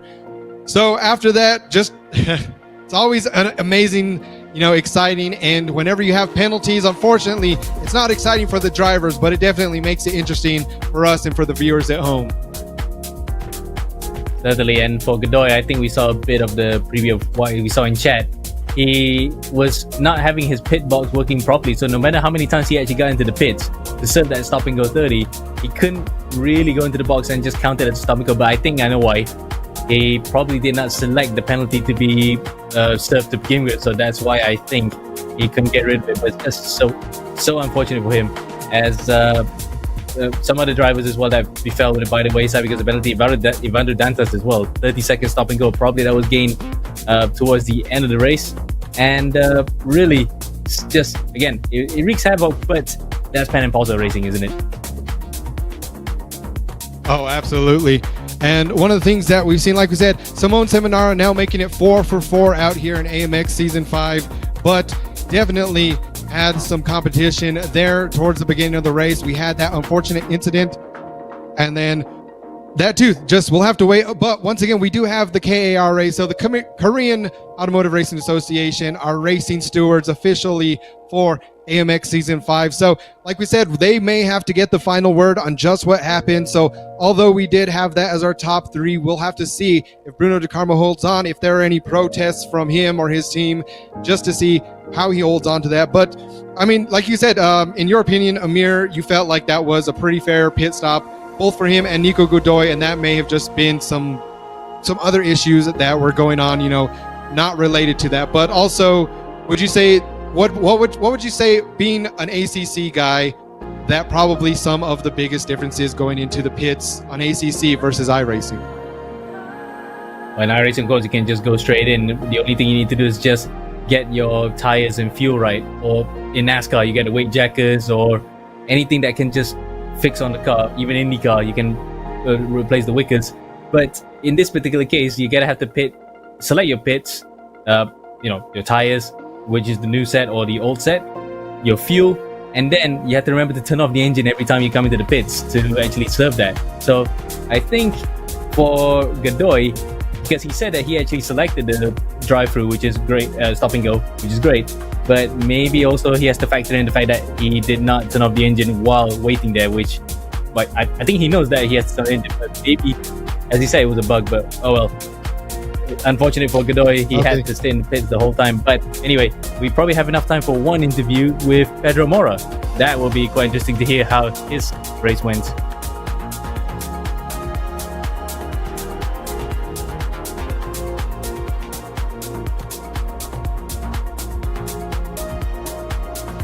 So here we are then in the interview room with Pedro Mora right now.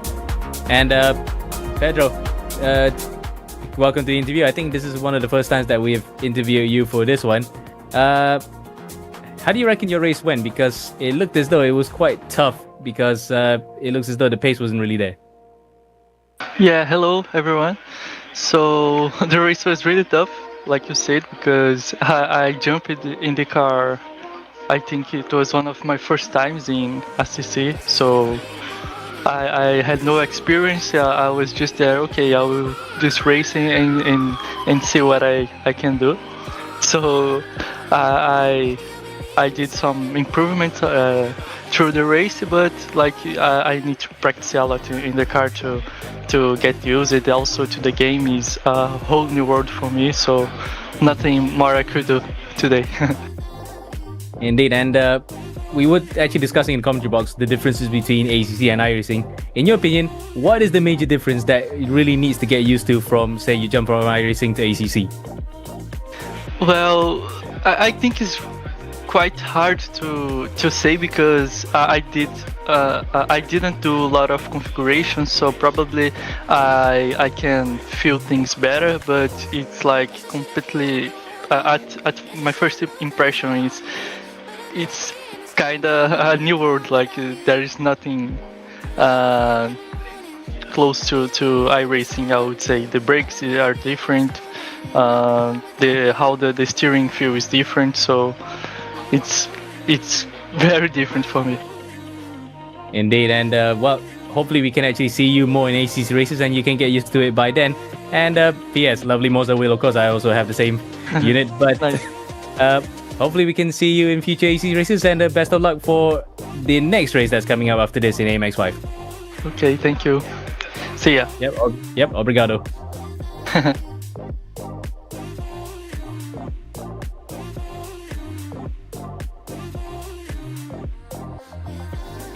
Awesome. So there we go, folks. That will do it for today's ACC race. That is race 27 of the season. But don't go anywhere. Like we said, we have we have another race coming up here in a few moments. We're going to be heading over to the F3. But before we go on a quick break, we do have the results. So like we said, we did have the Bruno De Carmo coming in. So once again, so it does sound like that may still be under review for exactly what happened. But like I said, we have more great racing going on here today. We have a lot of these guys hopefully showing up for ACC. We'll be headed over to AMX 5 here in a few minutes. So make sure not to go anywhere. Stick around. AMX Season 5. There we see Simone Seminara once again absolutely killing it out here.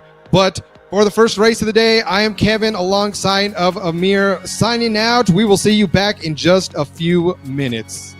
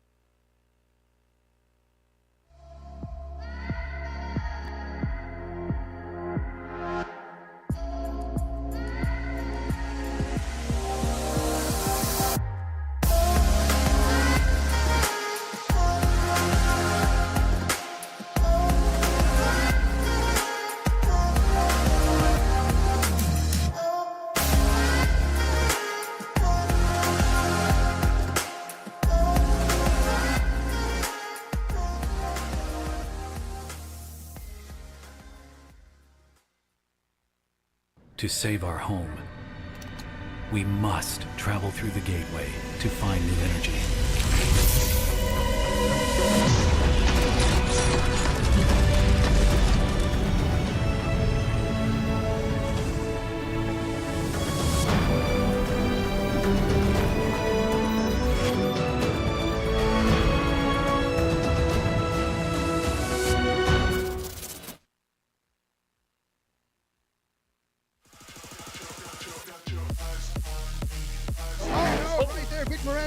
Zuma into the wall.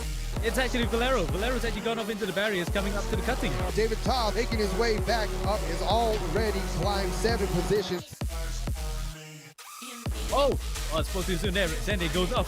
So right now, this is going to be where it's going to get shaken up. David Todd passes them while they are in the pit through the mountain straight now, going 3 wide. Oh my word, that is probably one of the best shows of the entire season. So we have 3-way battle going to the most dangerous turn of the mountain. Up the mountain, we have contact right there. These guys going absolutely crazy. It's going to come down to the final corner, Murray's corner. Who is going to have to lead? We may have a drag race to the finish line on our hands, folks. You see David Todd right now going into the pit lane.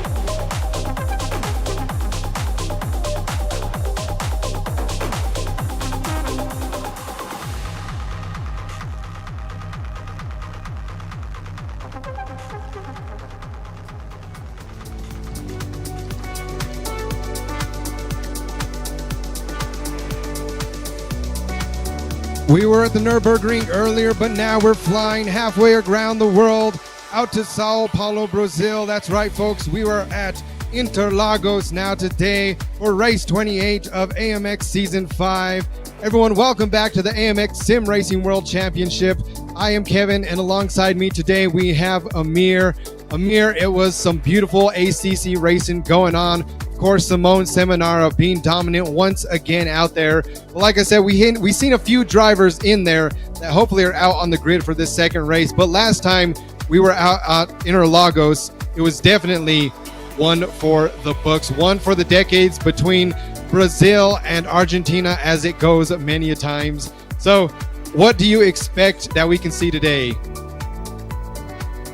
Well, in Formula 3 cars, the Dallara F3s, which I would say are still the more proper Formula 3 cars compared to what we have right now, is the best combination of track and car, because very lightweight, but still has enough of a power on the straights to just encourage those drivers to do slipstream and try to overtake. It's just really one of the most beginner-friendly cars out there, but it's definitely one hard to master. So combine that with the track that we have, I would say we're going to have at least something comparable to IndyCar racing, but on a road course.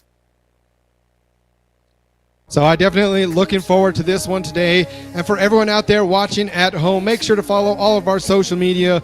We're on X, TikTok, Instagram. Get some highlights, get some replays of some of the best moments, as well as you can always check our website at amxrace.com to get the full schedule and also get signed in. But before we head into qualifying today to check up on our drivers, we're going to go over a few things. Like I said, we are already 7 weeks into this thing. We started back in May 25th, and we're going all the way through August 18th. This season's prize pool is $15,000 plus next level racing gear. We have it going as following for our AMX5 iRacing this season. We have a 20-minute qualifier, followed by a top 15 reverse grid, going into heat number 1 of 20 minutes, followed by a second top 15 reverse grid, followed by that final heat number 2 of 20 minutes. For all of our drivers out there with us, the driver cams are required. You can get the link via our AMX Discord or on the website. Payouts are done in balances of $100 paid out every single month. So once you hit that $100 threshold, you're going to be getting some money heading your way. Race days are every single Saturday and Sunday. We're out here every single weekend. Like I said, if you want to race or get the full schedule, feel free to head over to amxrace.com and get signed up. We're every single weekend, but starting on Saturdays and Sundays, we are here starting at 5:50 p.m. GMT, and every other week. This weekend, we're doing Assetto Corsa Competizione, and on the other opposite weekends, we have the reintroduction of AMX 0 at 5:50 p.m. as well as AMX 20 at 7 p.m. So like I said, once again, every Saturday and Sunday, one race followed by another. You can get the full schedule on our website.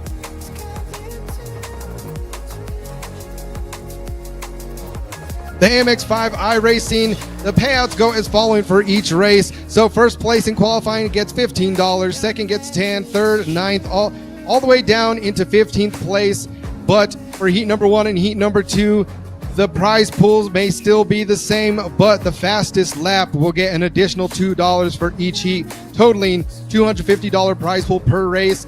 But the minimum iRoad rating right now for AMX5 is at 2,000. So if you have a 2,000 iRating and you want to come win you some money, come join us. The more the merrier. We'd love to have you out here in AMX5. As long as those great cash prizes, we do have our friends at Next Level Racing coming in clutch with one of the best cockpits out there, the GT Elite, as well as ERS3 seats. So you can't have a great cockpit without a great seat. So thanks to our friends over at Next Level Racing, the champion of AMX5 will be walking away with a great sim rig as well. So now we're going to head it back over, like we mentioned earlier. We're at Interlagos in the Dallara F3. Amir, great track and car combination today. Yep, absolutely, Kevin. It's kind of like a throwback to the era when Brazil used to have a Formula 3 series that aligned with the FIA Formula 3 ladder, but the circuit itself is still around, and it's the Autodromo Jose Carlos Pache is it to give its full name, or nowadays just called the Autodromo do Interlagos, located in the center of Sao Paulo, Brazil, or in this particular case, why it's called Interlagos is actually between two lakes in Portuguese, because there is actually a lake in the middle, just beside the circuit, and a major one along the coastline. Opened first in 1938, but the current iteration of the track, we first saw action in 1990, so it has not changed much since then, the 4.3 kilometer circuit. But regardless, the anti-clockwise layout and the flowy nature of it really does make it a real driver circuit. As for the cars, as we mentioned, well, it is none other, as you can see that lake at the top of the screen there. The car itself, none other than the old Formula 3 class, aka the car name is the Dallara F3 powered by two different engines, a 2-liter inline 4 Mercedes tuned by HW, or a 2-liter inline 4 Volkswagen engine tuned by Spice. 220 horsepower, rear-wheel drive, a very light 550s. In fact, slightly lighter compared to the Formula 1 cars back in the mid-2000s. And of course, slightly better gearbox with a sequential transmission that's actually located on the wheel itself. So drivers don't have to take their hands off it. They can still keep on it and all the way, because this car, as I said earlier, is somewhat easy to drive, but it's very difficult to master, and really you have to wring the neck out of it to get the performance here, Kevin. Definitely one of the most famous cars in iRacing at the moment. I know now they introduced the Super Formula lights, and those are really starting to take off. Very similar to the F3, but the F3 definitely a driver favorite, a fan favorite. So I expect to see some great wheel-to-wheel battles out here today. Looking at the track, so does look like right now as we get into qualifying, about to check in on our drivers. We had a few of these iRacing guys out here in Assetto Corsa Competizione earlier on, the likes of Gael Valero, also one person that was missing earlier as well as yesterday. We have Jackson Asenge now as well, so another Delinta Esports driver.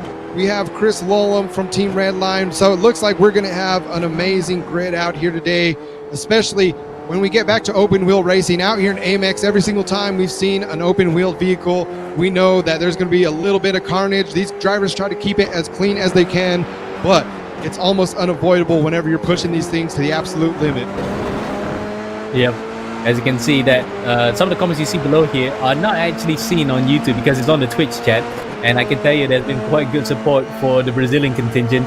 So yes, if any of the Brazilian drivers were to win today, we might just hear, well, actually I want to do a bit of a reference to Gaba Bueno, one of the most famous commentators out of Brazil, in case they win. So watch out for that in case that happens. But we're on board right now with Resende, about 10th behind Lolum, so at least he's upholding his end of the bargain by trying to lift that Brazilian flag up high. And a quick recap from last season. So the last time that we were out here in AMX out at Interlagos, we were out in the GT3 cars, and with that we had heat number 1, I believe, was Toby Soriano taking the win. Heat number 2 was Toby Soriano. Heat number 1 was Nicolas Verones. So we had Argentina doing absolutely amazing out here from the Argentinian drivers. But we definitely know with the spread of Brazilian drivers out here that they want to be able to take home that win out here on their home track. So we'll have to see. We definitely know Jackson Asenge has the pace to be one of those competitors, as well as we've seen earlier on. We got to see Pedro Moura as well. Victor Miranda, another name out there from Brazil. So we'll have to see these Delinta Esports drivers wanting to make their team proud, wanting to make their country proud. And of course, they want to make their team founder proud. Of course, Tony Kanaan, a really famous name out of Brazil, other than Rubens Barrichello, Ayrton Senna, and the like. Kanaan really is an exponent of racing all around, and glad to see that his proteges are all doing the business here right now, especially on home soil. But it's only about halfway through. We still have the other half of qualifying to go here, and a lot can still change here, Kevin. Oh, definitely. That's one thing I will never doubt is no matter how things are going, especially even seeing some of these top qualifying. So right now we do have Chris Lolum up in the top, but we have that top 15 reverse grid going out here. So we do have more than 15 drivers out on the track today. So those 16th and 17th place is going to be out on the bubble. They're going to have to push just a little bit harder. Right now, currently, Evandro Dantas, Pedro Moura. But like we said, we're only about halfway through this qualifying session. Now we are on board with Christopher Lolum. So Chris Lolum, we've seen him time in, time out, an absolutely amazing driver, probably one of the best out there in iRacing. But we'll have to see how he puts his open wheel F3 chops to the test out here today. Of course, definitely Juan Blanat we've seen as well. Seen him in the GT3 vehicles, an absolute monster in those. So there's some drivers that they definitely might show out here today, whether or not they favor some of the more open wheel cars versus the GT cars. But we'll just have to wait and see as they do. As Juan Blanat now moving up into 4th place after that last lap. Yeah, man, how he will have to spoil the party here for the Argentine contingent here in Brazil as well. But regardless of that, Blanat with a brilliant lap time, 27.7, so only about under 0.2 of a second behind Lolem. On board now with Ralph Benitez, another Brazilian driver for the Linte Tony Kanaan team. He takes the narrow line across the start finish line, but I don't think he can improve this time despite having a purple second sector. Yep. Or in fact, he improved to P5, still under 0.2 of a second behind Lolem. So now looking at the gap, most of the drivers, pretty much all your top 14 right now, less than a second gap between Chris Lolem and the majority of the pack. So even just your top 8 drivers right now, we have about a 0.35 that we can see now, Gael Valero on board. So only 0.35 seconds behind Chris Lolem. So definitely your top 10 is shaping up to be an absolutely amazing grid. So once again, these guys sitting near the middle around P6, P7, gonna be still in the middle of the pack. And as quick as they are, they might be the ones out there fighting for podium contention. But we'll have to see when we get into Heat 1 exactly how that goes. Oh no, Gael Valero pushing it just a little bit too hard, spinning out on the track. That may be back to the pits for him, trying to reset, get back on, and try to set another lap. But this lap, unfortunately, will be over for Gael Valero. But now back on board, Victor Miranda, another one of the AMX veterans out here, showing what he can do, currently sitting in P6.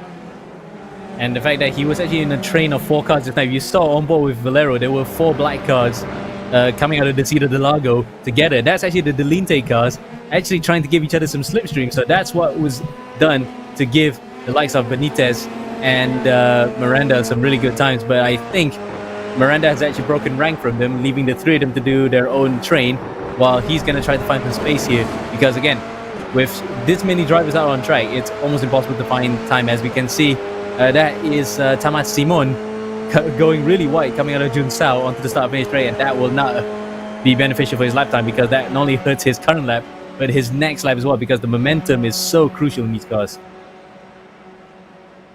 So we see Tamas Simon, one of the few VR drivers out here on the grid. And speaking of VR drivers, one person we have not seen out here today has been Tim State. So he's another fellow VR driver, one of the guys that has been with AMX for quite a while. We'll have to check in with Tim sometime and hopefully be able to see him out here very soon on the racetrack. But for right now, we have Sardeni. So the Spaniard currently sitting in P11, showing his chops out here. He's currently got a 5,000 I rating. So we have Gerard Sardeni Size out here, his full name.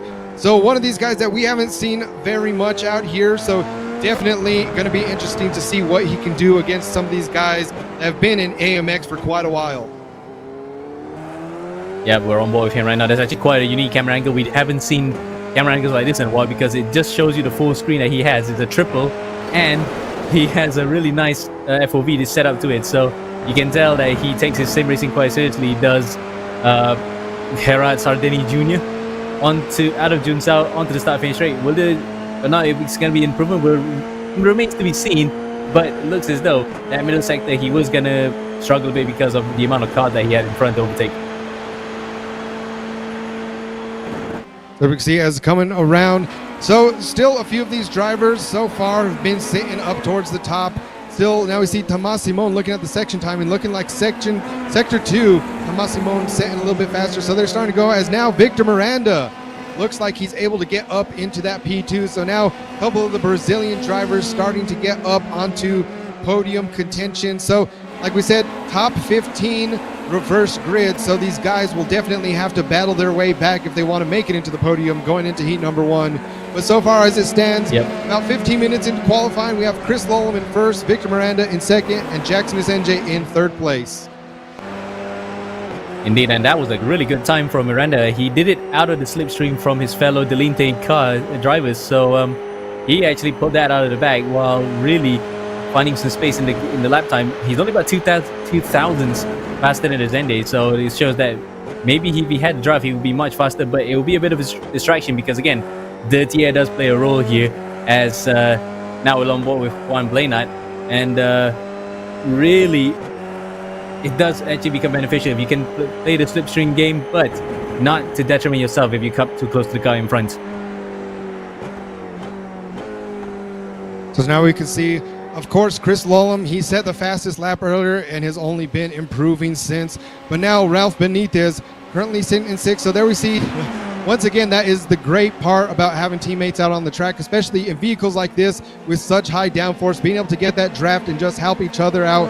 Just going to go out there and say, all right, guys, let's get out there. Let's work together, do what we can to try and get the fastest lap times out there. So now we see Ralph Benitez sitting in that first place position. So he was able to just best Christopher Lolum's time just by a bit. So only a 0.03 second gap between Chris Lolum and Ralph Benitez now. So definitely the Brazilian, especially Team Delinte out here, coming out, making a statement early on saying we're out here to win today. But the driver that we're looking at right now is even hungrier to get that win.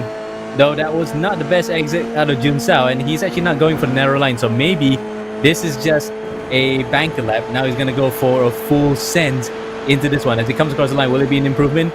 And the answer is no. There's no improvement that time. So he's going for one more push run. That's pretty much it, because after this, he doesn't have any more time to do any runs after this. This will be do or die for him if he wants to actually claim the fastest time in qualifying. So here we go, like you said, do or die right now for Chris Lolum. So these guys are sitting at just under a minute and a half per lap. So definitely very, very quick out here. Still nothing quite like the Super Formulas or even the F1 cars, but still nonetheless, the F3, don't let that 220 horsepower make you feel like these slow. As we can see just from some of these camera angles, I feel like this is probably one of the best balanced open wheel cars out on the service right now. So Chris Lolum, definitely going to be out there, and we still see some of the people out on Twitch, out on YouTube. We love you guys out here chatting away, and it seems like right now Twitch, definitely these guys are cheering for Team Delinte, as now Victor Miranda is up on top. So Victor Miranda able to get in one more lap time, able to best Ralph Benitez. So Chris Lolum right now, like you said, we'll just have to wait and see, as he is about almost all the way through this lap. Here we go, about nearly coming around a couple more turns, and we'll just have to wait and see as the timing comes in, Amir. Yep, he's going to get it very close to the type area right there onto the pit entry, keeping it very narrow, the shortest run to the line. Will this be a fast time? He's improved it, but he's only P2. Miranda, well, not pole position, but the fastest time in qualifying for a Brazilian driver, and that will definitely be putting some smiles on the Brazilians' faces. So there we go right now as it sits, as we have about 30 seconds. The last couple of people trying to squeeze in a little bit more lap time, trying to squeeze out one more position. But as it stands so far, Victor Miranda up top, followed by Chris Lolum and Ralph Benitez. So we have the UK, the English driver right there sitting in between, sandwiched by the Brazilian drivers of Team Delinte Esports. So we'll have to see as now Tomas Simon coming around that last turn. We'll have to see. And I think I seen Peter Zuba going up now too. So Peter Zuba able to get up there into 4th place as well. Man, I am looking forward to this one. I just know it's gonna be a good one. Definitely, I already feel it. We're gonna have some highlights for YouTube, have some highlights for TikTok, Instagram, everything. So speaking of that, make sure if you're watching the live stream, you guys are followed on all of those to be able to get the highlights, replays, and everything else. But here we go, your BenQ session winner, Victor Miranda, sitting on top in the qualifying, followed by Chris Lolum in 2nd, Ralph Benitez in 3rd, Peter Zuba in 4th, Jackson Asenjake 5th place, Juan Blainat 6th, Tomas Simon 7th, Guy Alvalero 8th, 9th, Gaston Gulabi, and rounding out 10th place, your top 10, Martin Chico. So like we said, coming out of qualifying, we're going to have heat number 1 be a reverse grid. Unfortunately for Diego Villarreal and Evandro Dantas, they are just outside that top 15, sitting on the bubble, so they will definitely have their work cut out for them. But for the rest of the group, I expect some of the best battles out here, especially I'd say probably through laps 2, 3, 4. Let's see what happens. Hopefully these guys can keep it clean, but anything can happen out here. Indeed, and speaking of coincidences, that guy in P11, yes, that first name may be Ayrton, but he is from Argentina because he has a surname that is the same to the 1981 Formula 1 World Championship runner-up Reutemann. So coincidence that we have a name like that, but he is not from Brazil. Anyway, E1's coming out here, Kevin. And as the drivers are starting to grid up right now, so we are moments away, folks, from going green out here at Interlagos. We are race 28 of AMX Season 5. Things have been heating up all season, and definitely one of my favorite things so far have been AMX 20 and as well as the AMX 5 Formula cars. So here's another one, heat number 1, getting ready to go any second.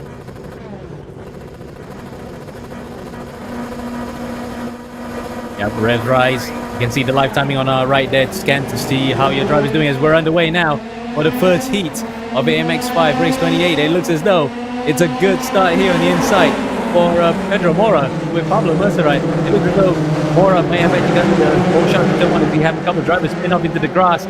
Unfortunately, I think that might have been Thomas Simon. So Simon in the all-white car, Hungarian, into the back, but up in front. It looks as though it was a clean start for both Pedro Mora and Bruno de Carmo, for Brazilians we saw just now in ATC, leading the way here in Sao Paulo.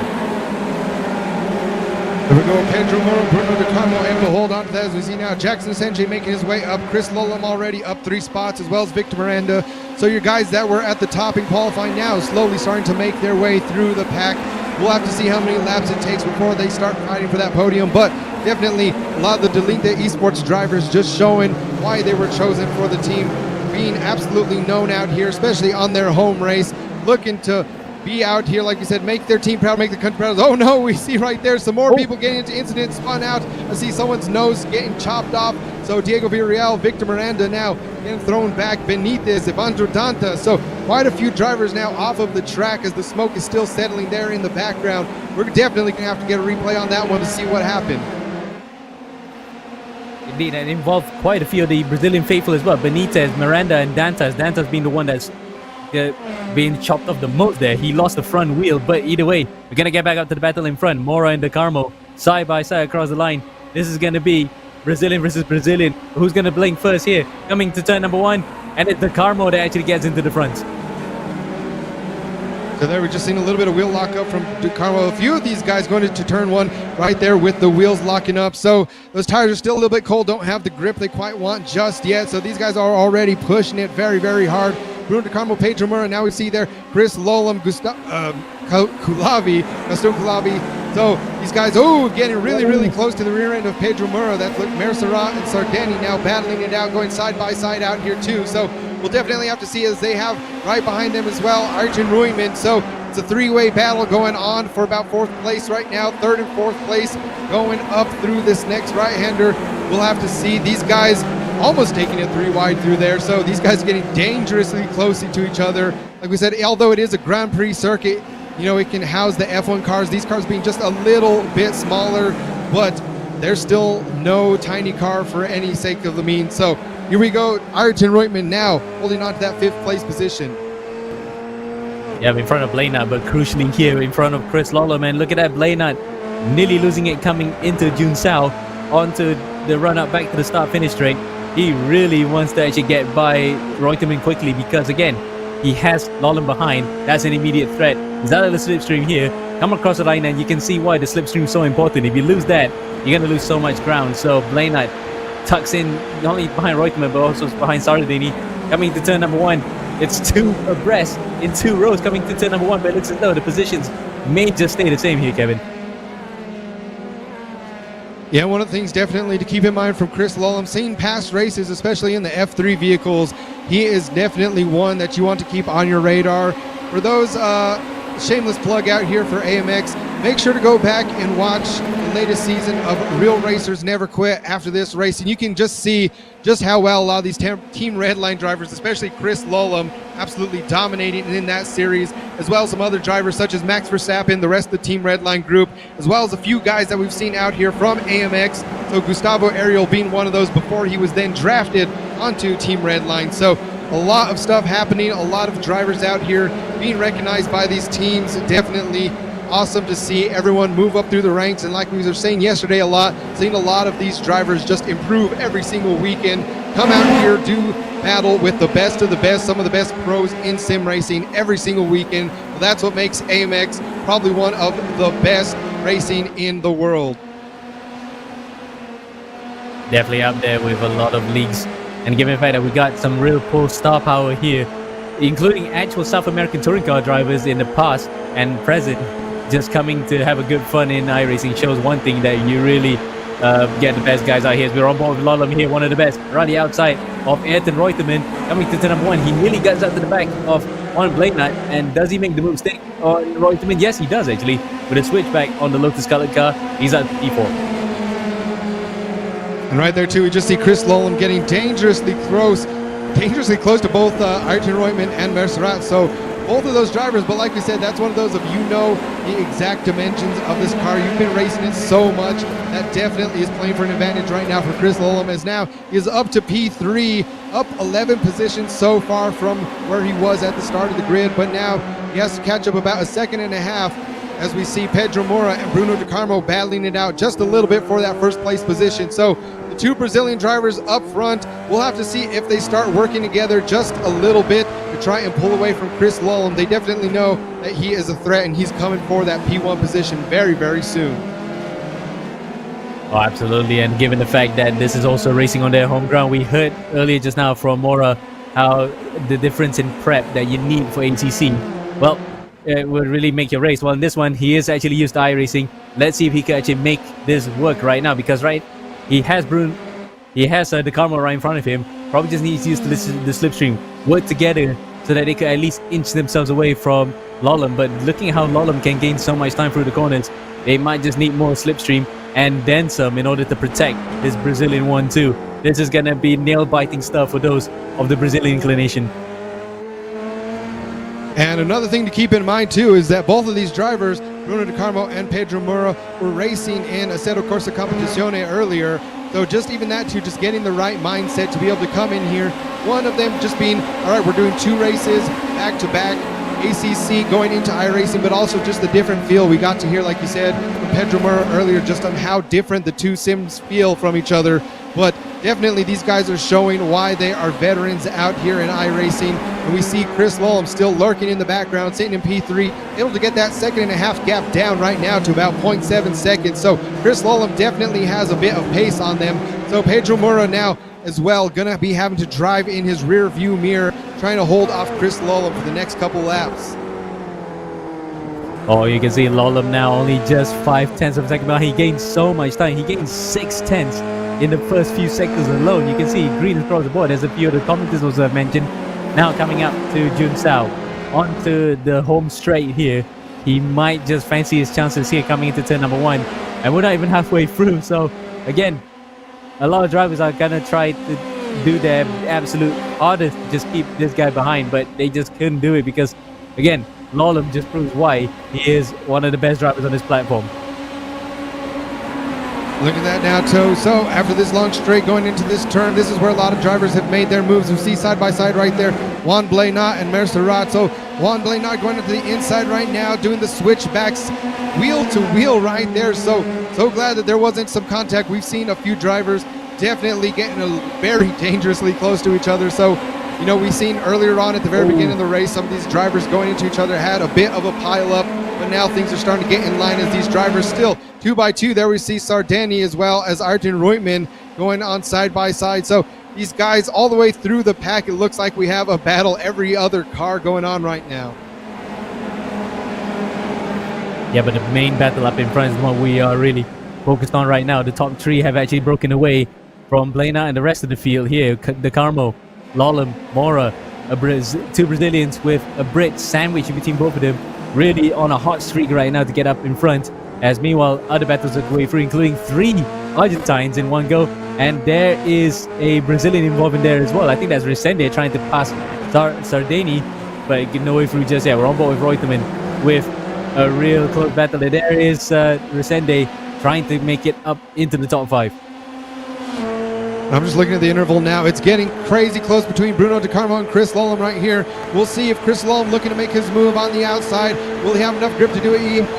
The draft right there, able to slot out. But like we said, this left-hander, he's on the outside, and he does have just enough grip going through the switchback. We're able to get that P1 secured. So there we go, folks. Chris Lolum going up 13 positions from the beginning of this race, now holding on to that top spot over Bruno De Carmo. So De Carmo, though, still getting in that draft. This is one thing I love about Interlagos. There's plenty of places to make these great passes. A couple of really good straights for these guys to get in the draft and try to do it. But unfortunately, Bruno De Carmo didn't have quite just enough. He may have peaked out just a bit early. So Chris Lolum still holding onto that top spot.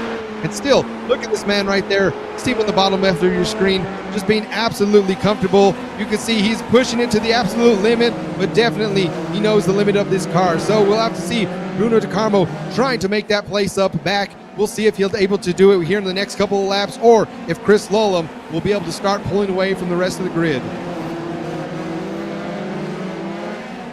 You're saying comfortable, but he looked really on edge there because he knows full well that he needs to still gain an advantage through the corners, and that is exactly what he has done, to drive the car right on the ragged edge to just pull the gap to De Carmo. And nothing De Carmo is going to do right now is he could see the gap just increase ever so slightly. Even a good Assetto Corsa was not enough, because look at that, Lolum inches ever so slightly away. There we can see on the first lap. So looks like, a few different drivers right there just unfortunately getting involved. So it looked like everyone was trying to avoid each other, but there was a couple of drivers right there. Just unfortunately, passengers had nowhere to go, trying to slam on the brakes. And when you're sandwiched in just like that, I mean, really, you are a passenger in your own vehicle. So it did look like they were just trying to take it into that corner too hard, got a bit close, and really, by trying to avoid each other, ended up unfortunately still in that incident. So a lot of those drivers now, as we see Tomas Simon getting involved up earlier on, now holding on to that 9th place position. So we have Tomas Simon also earlier was looks like he still is holding on to that fastest lap time. So far he is holding on to that. It looks like Chris Lolum now, though, that he gets some fresh air up front, that he may take that back. So we'll just have to wait and see what's going on. But right there, Victor Miranda as well, looking to overtake him, but Ralph Benitez. So we have Tomas Simon sandwiched between the two other Brazilian drivers in the middle of the pack. Yep, and the fact that he's got Benitez and Miranda behind, so that's two very tough races if we can really put in every sense of the word to race with, because they will fight for you for the space, whatever it takes. And for the time being, at least, Benitez is doing the favor for Miranda and trying to hold up Tomas Simon. But really, the draft right now will be beneficial for Benitez if he could get up to the back of Zuba and try to pull everybody along. As meanwhile, is Chris Lolum's running way up in front. It's a battle between the two Brazilians once again, but this time, however, it's for 2nd and 3rd, with an Argentine, Juan Blainat, coming in for 4th place as well. So Juan Blainat right behind them, as well as Ayrton Reutmann. So another two very fast drivers looking to get back onto the podium. Like I said, last time we were out here at Interlagos for AMX, we've seen the Argentinians doing an absolute great job sitting atop the podium for most of the race, getting all the way to the top 4, top 5 drivers nearly the entire time. So we'll have to see out here. Looks like a lot more spread out today. We see still Bruno De Carmo coming out. Pedro Muro, we'll have to see. There wasn't too much battling going on between those two earlier in the day, but it was definitely one of those things that you have your fellow countrymen, you have your fellow teammates out here. You definitely want to work together, but you still want to battle it out as much as you can. So I think right here too, we'll have to see if they make the decision to try and work together just a little bit to try and catch back up to Chris Lolum, because they both know if they keep battling it out for 2nd place, Chris Lolum will only just walk away with the win. Right now we are lap 9 of 14 out here in Heat 1, so it's looking very good for Chris Lolum so far, 1.5 seconds. Like we said, Bruno De Carmo, Pedro Mura, we'll have to see what they do to try and reel in that space. Yeah, but I think they might have left a couple laps too late in terms of trying to work with the slipstream, because if they did that much earlier and managed to get themselves at least up to 1.5 seconds, it might have been a bit difficult for Lolum to get back at them. But now it's a gap of 1.5 seconds between themselves and Lolum. So really, it's just a battle of whether or not they could actually get the better of each other in the battle of the two Brazilians. Here comes Mora onto the inside and takes away the position from De Carmo. So there we see just Pedro Moura getting in the draft to Bruno DeCarmo, able to making that very clean overtake. So I think right now too, we'll see if Pedro Moura, so he did close in that gap to Bruno DeCarmo very, very quick. So we'll have to see.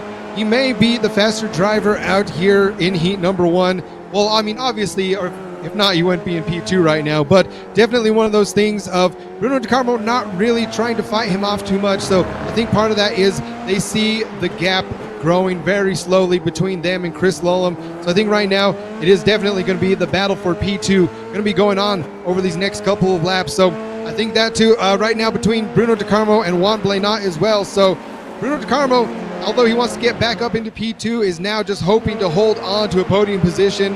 Juan Blanat able to catch up very, very well. So far he's up 6 positions. So Juan Blanat may very well be on the podium. We'll just have to see. Waiting once again, being very patient, just waiting for Bruno DeCarmo to make the slightest move, leave the door open for that move as he now goes to the outside. Let's see if he has enough grip to make this happen. Yeah, man, this is gonna be, oh, that's quite close between him and Moura, because look at that, Blanat's lost his front wing. And right there, I'm not sure if the two Brazilians, if they were trying to block just a little bit. That was a little bit, I don't know, just I guess from that camera angle, it's kind of hard to see. All we seen was the rear end getting murdered right there from Pedro Moura. But Juan Blanat, now that he's missing his front nose, just not having any of that front downforce, it's going to be a lot harder to turn into some of these corners. So we'll definitely see if he starts getting a bit of understeer going into some of these high-speed corners. But unfortunately for him, what was looking like a podium position in the bag potentially, he was battling it out with Bruno DeCarmo. Now he's going to start falling back slowly in the grid without having that extra arrow. Yep, and the first driver that meets, who's going to meet with him, ironically, is his fellow countryman, Ayrton Reutemann. So Reutemann now might want to fancy his chances here, but I think, based on what we just saw from that camera angle, it looks as though Moura went a little bit wide. DeCarmo tried to follow suit, but with Moura braking early, Blanat had nowhere to go and just whacked at the back of between the both of them and just lost his front wing. And in fact, not just front wing, but the entire nose cone. You can see the inner suspension workings and the wishbone on that Dallara F3 So really then, he is now going to be just a sitting duck here in the corners, because on the straight, yes, he has a bit less arrow so he can run away with it, but it's as though the damage may just be enough. Oh, never mind. He's taking out somebody. It's Thomas Simon. So that looks like that'll be the race right there. Tomas Simon getting sent back to the pits right there. So unfortunately, getting taken out. He was trying to make his way back up through the grid, but like we just seen right there, Juan Blanat just not able to keep control of the car and running into him as well. So just like I said, these drivers pushing it, but we see the incident there.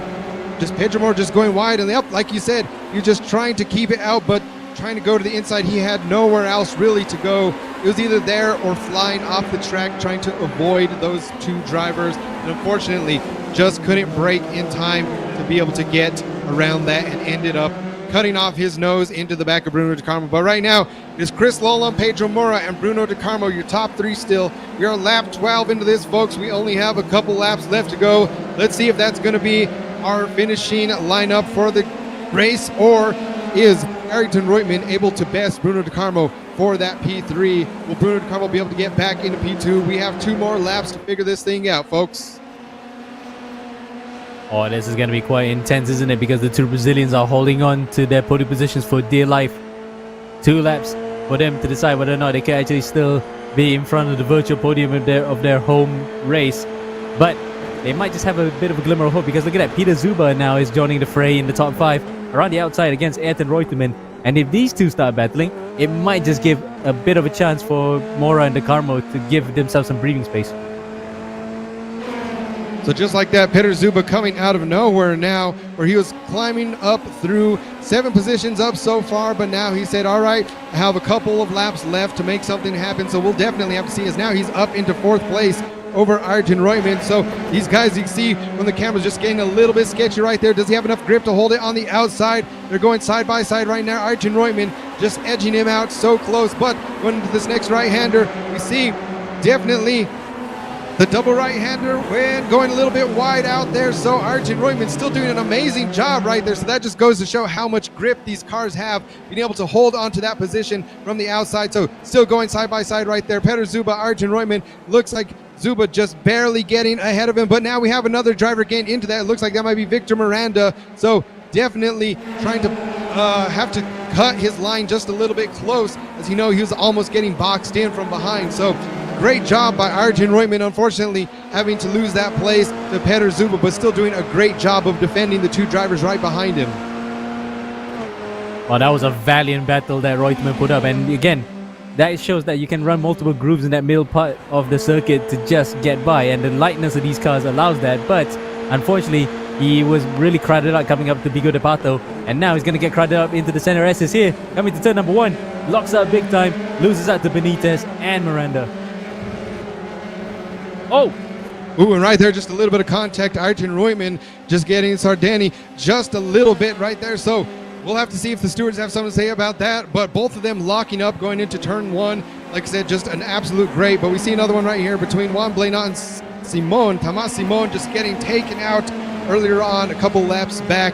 And that spun both of them out, unfortunately, having to put them both back into the pits. But now Juan Blenat looks like he may have retired from this heat number 1. But like we said, the white flag is still out. Christopher Lullum already a 5-second gap. So although it's been some great battles going on out here in these F3 cars today, that just left your leader, Chris Lullum, to be able to simply walk away with that win. Now he's looking even more comfortable.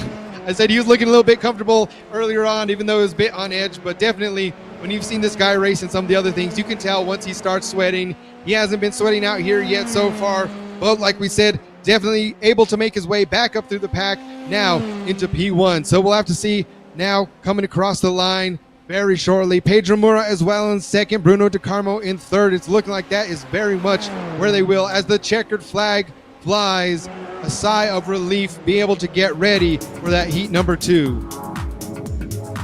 Yep, as we look at the rest of the drivers coming from, Mora and De Carmo do finish on the podium on virtual home soil. They'll be really chuffed with that one. A brilliant fight towards the end, despite the pressure from Lullum and the other drivers behind him. Miranda, the other Brazilian, comes home in the top 5 as well. So 3 Brazilians in the top 5. Zuba 4th, Reutemann 5th, Benitez 6th for another Brazilian there. Sardeni 7th, Sardeni 8th, Mercerat 9th, and Kulhavi comes across the line in the final top 10 spot here. As we look at the rest of the field, Dantas, another one of the Brazilians, not having the best races because he was taken out earlier in that skirmish coming out the Bigo de Pato. He will be crossing line P15, but will be lining up on pole position for the second heat.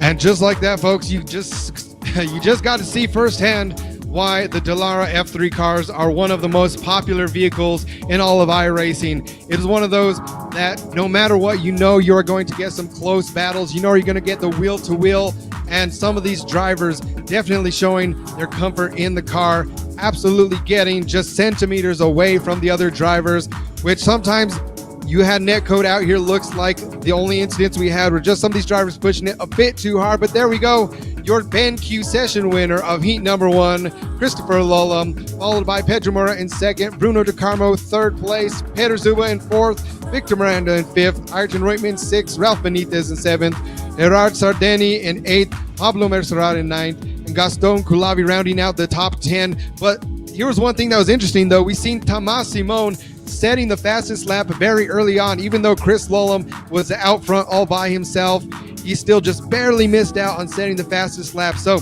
not to say that Chris Lullum isn't fast, because obviously if he wasn't, he would not be sitting in that top position. But definitely Tomas Simon just getting into some unfortunate incidents out here today. We'll have to see what he does in heat number 2. As we know, setting the fastest lap is it's no easy thing to do when you have that much traffic going on. So Tomas Simon, one to look out. As long as he doesn't get into any incidences, we may see him up on the podium. But we're going green now once again. So we have Evandro Dantas, Martin Chico up on the first row as we're getting ready to head into turn number 1. Yep, into the center S's again for heat number 2 for the first time. Oh, someone goes off there. That looks like Peter Zuba, I think, because it's one of the Hungarian guys coming through. Lullum's been taken out. Lullum has been whacked into the barriers. Simon as well, unfortunately involved for a second straight race in an incident, and that was actually Pedro Mora involved with him as well. But the race is now wide open here, Kevin, because the fastest guy in the entire field has been taken out. And just like that, the commentator curse strikes once again. We're praising Lullum and Thomas Simon, unfortunately getting into an incident right away, right off the bat, and now that may very well be putting them out of this race. So they were doing very well. Chris Lullum, of course, getting P1 in heat number 1. Now, unfortunately, may be retiring out of heat number 2. So, like we said, we love to see great battles, but the last thing that is good for entertainment, bad for drivers when they get caught up like that. Sometimes it just puts you out of the race. So right now we're seeing towards the middle, we got the 3 Brazilians, Victor Miranda, Ralph Benitez, Bruno De Carmo now battling off. Martin Chico looking to make up a couple positions as well. So he fell down from the grid very early on. But like we said, it's a bit of chaos out here in lap 1. That is one thing that you can almost always expect out here in iRacing when these guys pushing it to the very absolute limits, especially not having those cold tires yet, going from a standing start. Definitely getting a bit dangerous out here so far. Yeah, man, I think that was the car that I saw just now going off. That was actually Martin Chico, so I thought it was Peter Zuba, but because they're riding the same colors, either way, Chico dropped 9th position from where he started, so he had a terrible run coming through there because he went off at the center S's. But conversely, some other drivers are making a good run at it, and here he is. One of them is Gaio Valero overtaking Evandro Dantas and takes the 2nd place away from the Brazilian. Now it's a Brazilian and French fight at the front. How we have never heard that before, especially if you're talking about football in the World Cup back in the day. So, and speaking of battles, that's another thing. Your top 2 overall points leader, Jackson Senji and Gaio Valero, definitely battling it out for the AMX 5 championship as well. So not only is Gaio Valero looking to get a 1st place, looking to get back on that top step, he definitely wants to even further his lead out here today. And we'll have to wait and see if he's able to do it, or if Jackson Senji able to just get a few more points over Gaio Valero. Like we said, we're only lap number 2 into this thing, and as we've seen from lap number 1, definitely anything can happen out here in these vehicles today.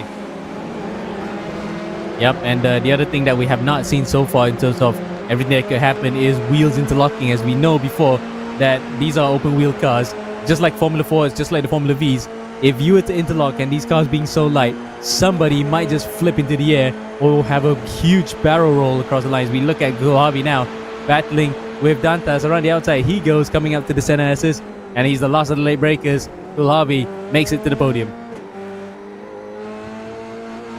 So there we go, and seeing Ralph Benitez so far having the fastest lap, but I expect that to change over again. So we see Kulavi doing a great job trying to battle it out with Mercerat as well as Evandro Dantas and Ralph Benitez. So all of those drivers right now getting very close in that train coming out, but we'll just have to see. I think as the lap goes on, what happened in heat number 1 as well, aside from those few incidents, is every 2x2x2 we've seen these drivers battling it out, and so far that may look like it's very much going to be happening here. So we see right there Victor Miranda now ahead, able to get in front of Dantas, and Sardeni right here too, making another move over Dantas. So some great moves already going on by some of these drivers, and that's the one thing I love out here in these Formula vehicles, just having enough grip to be able to take a couple different lines through some of these S turns out here. So the switchbacks definitely where a lot of guys have been able to make some of those great moves. Or you can actually hang around the outside because how light these cars are, and you can get on the throttle very soon. You can just hang it out, really just using all the available grip that you can to defend a position that we saw like at the end of the first heat just now, how Ayrton Reutemann really put up the defense job of dreams, but unfortunately the door was open for him and he just lost a couple of positions in the end. And speaking of losing positions, this is actually a switch between teammates where Victor Miranda goes by Ralph Benitez to go out to P5 as Mercerat locks up. Now Miranda gets hung out to dry. It's going to be a close battle, wheel to wheel, wheels lock, and they're going to crash.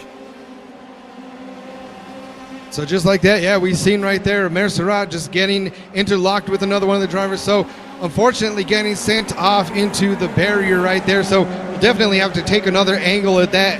Like we said, we've seen that very close-up angle, so we'll have to wait and see here in a few moments just to get a different angle and get a better look. But nonetheless, unfortunately, that put Mercerat potentially out of this heat number 2. So he's right now in the pits with the other drivers as we see another replay of the first lap incident.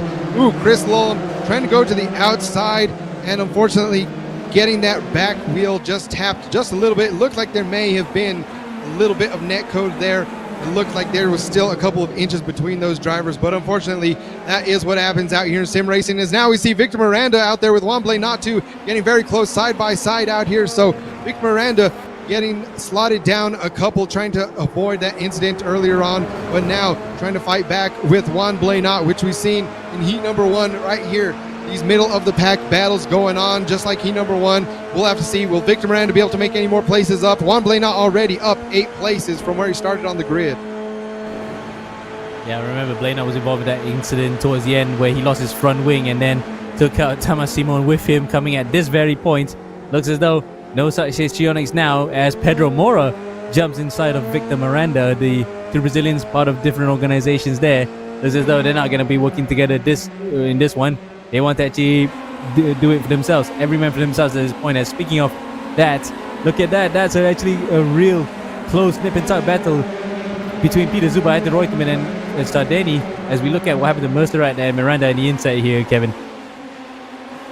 Yeah, so it looked like Mercerat was just there on the inside. Miranda, unfortunately, going off the track just a little bit, trying to come back onto the track. There was really not much room for him to get back on, and unfortunately just ended up sliding into Mercerat. Mercerat ended up going off the track into the barrier. So just another unfortunate incident right there. Like I said, that's what happens though. Just trying to be as aggressive as you can, fighting tooth and nail for every single position. Sometimes it works out for you, and sometimes like that we can see it unfortunately doesn't. We have a driver ending up into the barrier. But right now, we can see Evandro Dantas trying to battle off between Juan Blenat and Pedro Mura. So right here we can see earlier Pedro Mura with a beautiful move to the inside over Victor Miranda, but right now looking to get that position over Juan Blenat. Juan Blenat up 9 positions now from where he started, doing a great job. Like we said last time, he was getting ready to try and fight for the podium, and then unfortunately lost the nose of his vehicle, sending him back down the grid. Yeah, and again, those kind of small incidents shows how sensitive these cars are, isn't it? The slightest of taps, you can lose no more than just the front wing. You can lose your entire nose cone. You can lose your rear wing. You can even actually just tap the curb wrong, you lose an entire wheel. So again, really have to be circumspect when you battle these guys. And certainly the guy in front here, Jackson Resende, will be a bit circumspect in the way he defends after this, as he has to defend from fellow championship rival Guy Valero coming in very closely here. This is going to be quite a tasty one. So there's one thing that we see, 2 great sim racing drivers out here.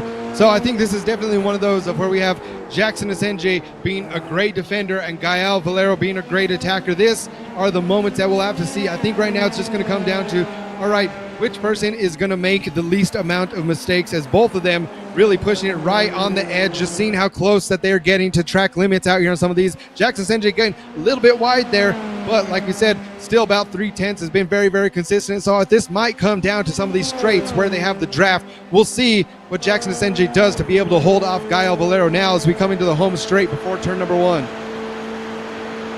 And he got a good exit that time around out of Jun Sao onto the start-finish straight. It was enough to keep Valero at arm's length, but Valero faster slower second sector and third sectors, but his first one absolutely monstering the gap that he had to Resende. So he has to watch out here because he knows full well where Valero's strengths lie, but where also his strengths are. He can try to make that to his advantage, and guess what?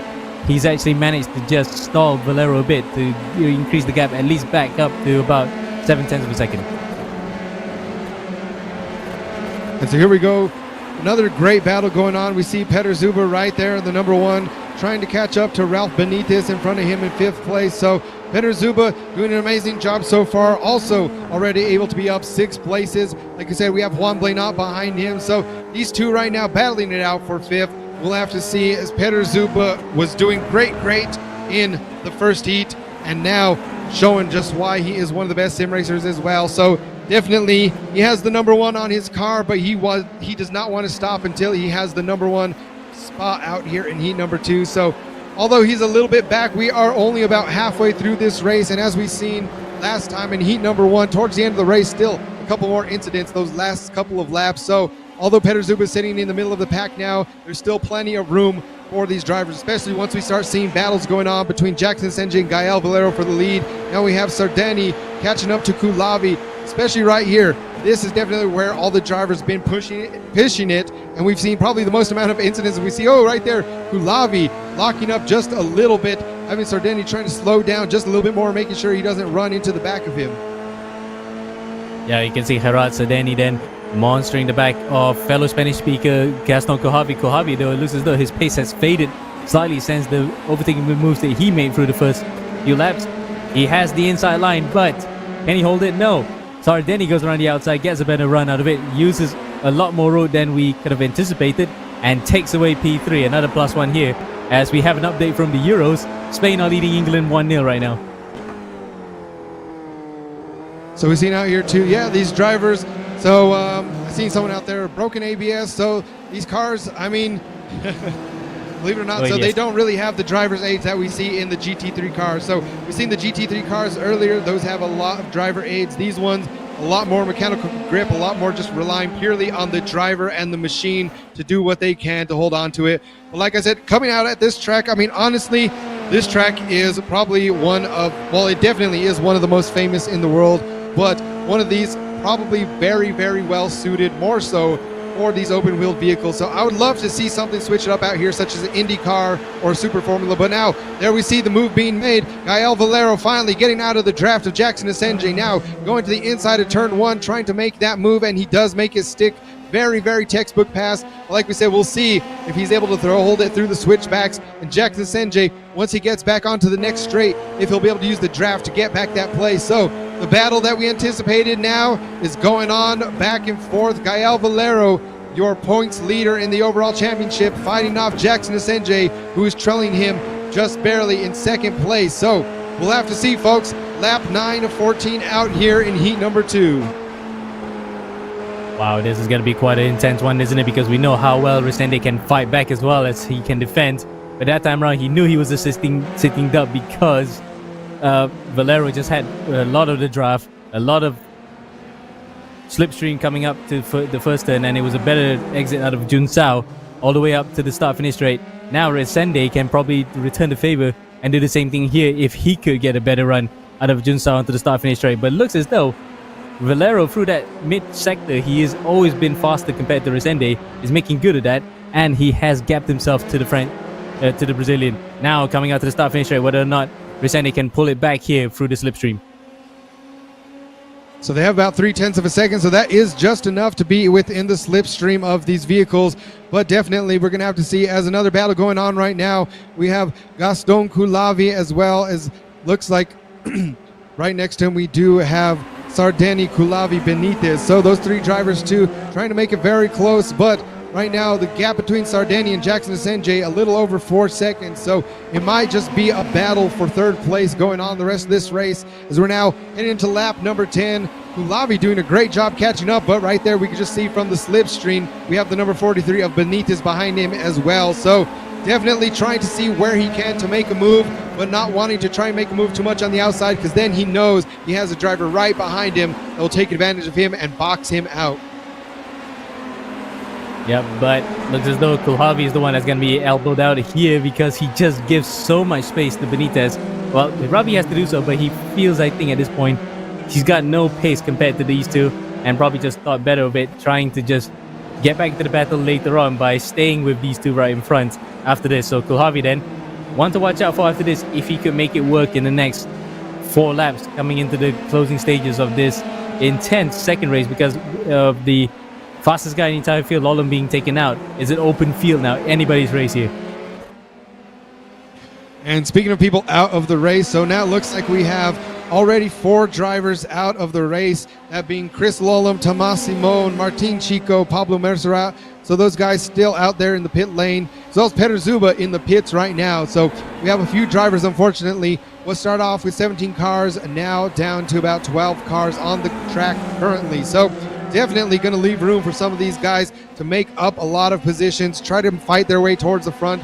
But right now, still doing an amazing job of defending is Ralph Benitez, still holding off Sardeni, and Kulavi right behind him as well. So we'll have to see as the sector times come in, just who has a little bit more pace on those. So we've seen Gael Valero, Jackson Asenge, now the gap is starting to close between those two, so we'll have to catch up back with our leaders as we see Gael Valero doing a great job, but it's still holding on to less than 0.3 of a second back and forth between Asenge and Gael Valero.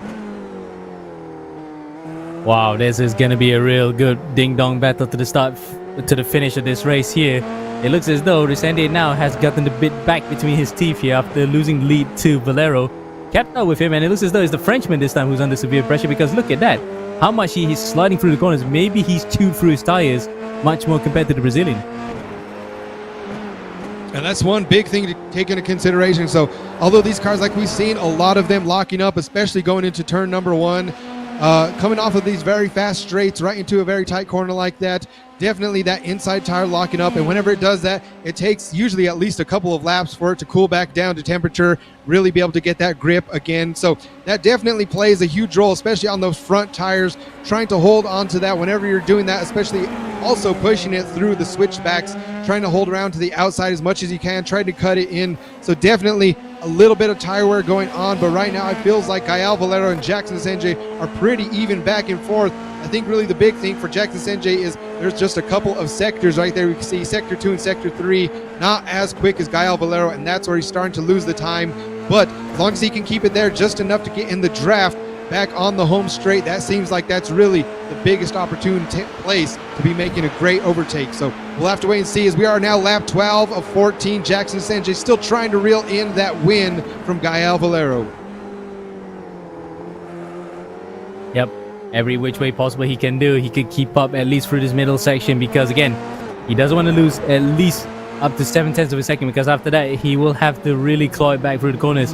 This is a good range for him. He can try to send it up to turn number 1, but he'll leave himself vulnerable to Valero, allowing himself to re-attack him after this. So he has the time to pass well, to just force Valero to not make any more moves after that. And that too, so we'll have to see, of course, him, part of him now, it looks like he may be slightly following Gael Valero's lines through that midsection, so he knows he's losing just a little bit of time. And here we go, folks, back onto the home straight. We have them side by side. Let's see, this is the battle that we've been waiting for again. Side to side, door to door, these guys going out, but it looks like he's going to try to go from the outside in, but we're going into the switchbacks, and Gael Valero just doing a great job of defending, able to hold on to that. So it looks like Gael Valero not taking the most defensive line, really trying to optimize. I'm going to try and carry as much speed as I can throughout there, but Jackson Asenge being patient, and now once again side by side through the next straight. We'll have to see who makes it in there first. And it looks as though that is a good defensive drive from Valero, because look at that. The tighter line that he had compared to Resende allowed him to actually take that fast flowing corner better compared to Resende, who had to really pick his line afterwards, and that allowed Valero to inch out a bit by bit, up to nearly 0.4 of a second. I mean, we're talking about the Euros right now with the finals going between Spain and England, but it pales comparison to this one right now. It is absolutely good between Valero and Resende. So that too, that just shows right here why these two guys are your current top points leaders. Your number 1 and number 2 now still sitting number 1 and 2 in the race and overall points. So we'll have to see. Jackson Asenge still trying to climb back from that gap that he has so far. So Gael Valero, the first person to break 400 points in the season. Now Jackson Asenge doing everything that he can to get there. I know that he wants to get that money, the bragging rights, the next level prizes, but definitely right now he's not focused about that too much. He's just focused on as Jackson Asenge now able to finally get the pass. So here we go, folks, side by side once again going into turn number 1. It's going to be all out. Gloves are off this lap. It's the great over-under right there. So super close. Gael Valero getting very, very close to the rear of Jackson Asenge, but right now still in the draft, so he's going to try to take it out. Let's see if he does the squeeze or if they're going to be gentlemen right now. Just wait to see who gets on the brakes later. This is intense right now. This is what we've been waiting for. Oh, absolutely. This is what we were really hoping it was going to happen, and it has. Valero and Resende, two of the hardest chargers in AMX, fighting each other out. Can Resende actually use track knowledge to his advantage? Yes, he does, for this being right around the outside he goes. He's going to try it again. Does he have the inside line this time? Yes, he does, because Valero leaves the door open on the outside. This becomes the inside for Resende. Resende retakes the lead. And here comes Gael Valero now trying to hold it on to the outside. So he's just trying to get a little bit, but looked like, I don't know if that was the slightest puff of smoke back there, but we'll have to see as these guys still door to door, wheel to wheel. This is what it's all about, folks. AMX 5, these are the races that we love to see, as Gael Valero just slightly behind Jackson Asenge as they're getting ready to come into the home stretch. Will there be enough of a draft? Will he be able to get on the side? I know Jackson Asenge looked there, being a little calm, but here we go, making the move on the outside. Jackson Asenge doing a great job defending. We'll have to see it. Gael Valero now side by side. Who's it going to be a drag race to the finish? It looks like Gael Valero just barely besting Jackson Asenge. It came down to the very final corner. Gael Valero able to overtake back into P number 1 with barely a 200th of a second. So just getting that slightly better exit coming out of the final turn. I almost said turn number 1 again.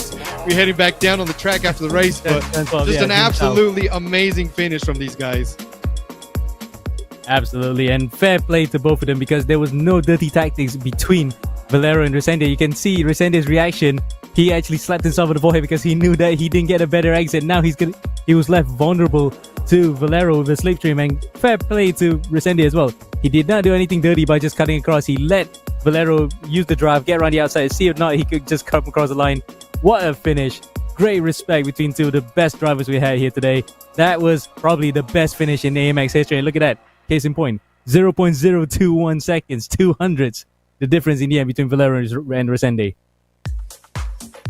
Yeah, I definitely agree. I think that may be very well one of the best finishes that we've had all season long. So your BenQ session winner, Gael Valero, once again also setting the fastest lap. So we have Gael Valero with the last second win. Jackson Asenge coming in second. Ralph Benitez in third. Fourth, Gaston Coulavi. Gerard Sardeni in fifth. Juan Blenat sixth. Pedro Mora in seventh. Evandro Dantas in 8th, Victor Miranda in 9th, Ayrton Reutman in 10th, Bruno De Carmo 11th, Diego Villarreal 12th. And unfortunately, we did have quite a few drivers sitting in the pits. We've seen Peter Zuba, Pablo Mercerat, Martin Chico, Tomas Simon, Chris Lolum. So a couple of incidences. We had that incident very early on, lap number 1, that put Chris Lolum, who was the heat number 1 winner, he had to retire, unfortunately, as well as Tomas Simon getting into a couple incidents, one in heat 1 and heat number 2. But definitely, like we said, outside of the incidents, we had close racing the entire time. Amir, I think that is that's definitely going to be heading on all of the replays out there on social media, but it is a matter of when. So everyone make sure to follow our social media so you can get amazing replays of finishes like that. But that definitely sets the tone, I feel like, for next week as well. So Amir, in 2 words, how would you describe that finish? Absolutely unbelievable. That's what I can say in 2 words. That last lap was probably up there as one of the best we've had, and the cars and the car and track combination, this one just really lends itself well, and I can't wait to hear input from the drivers, what they feel through their eyes in that race. So we're just going to go to the interview and find out what we're going to have to see what they have to say, especially from Gael Valero first. We have to get a word from him.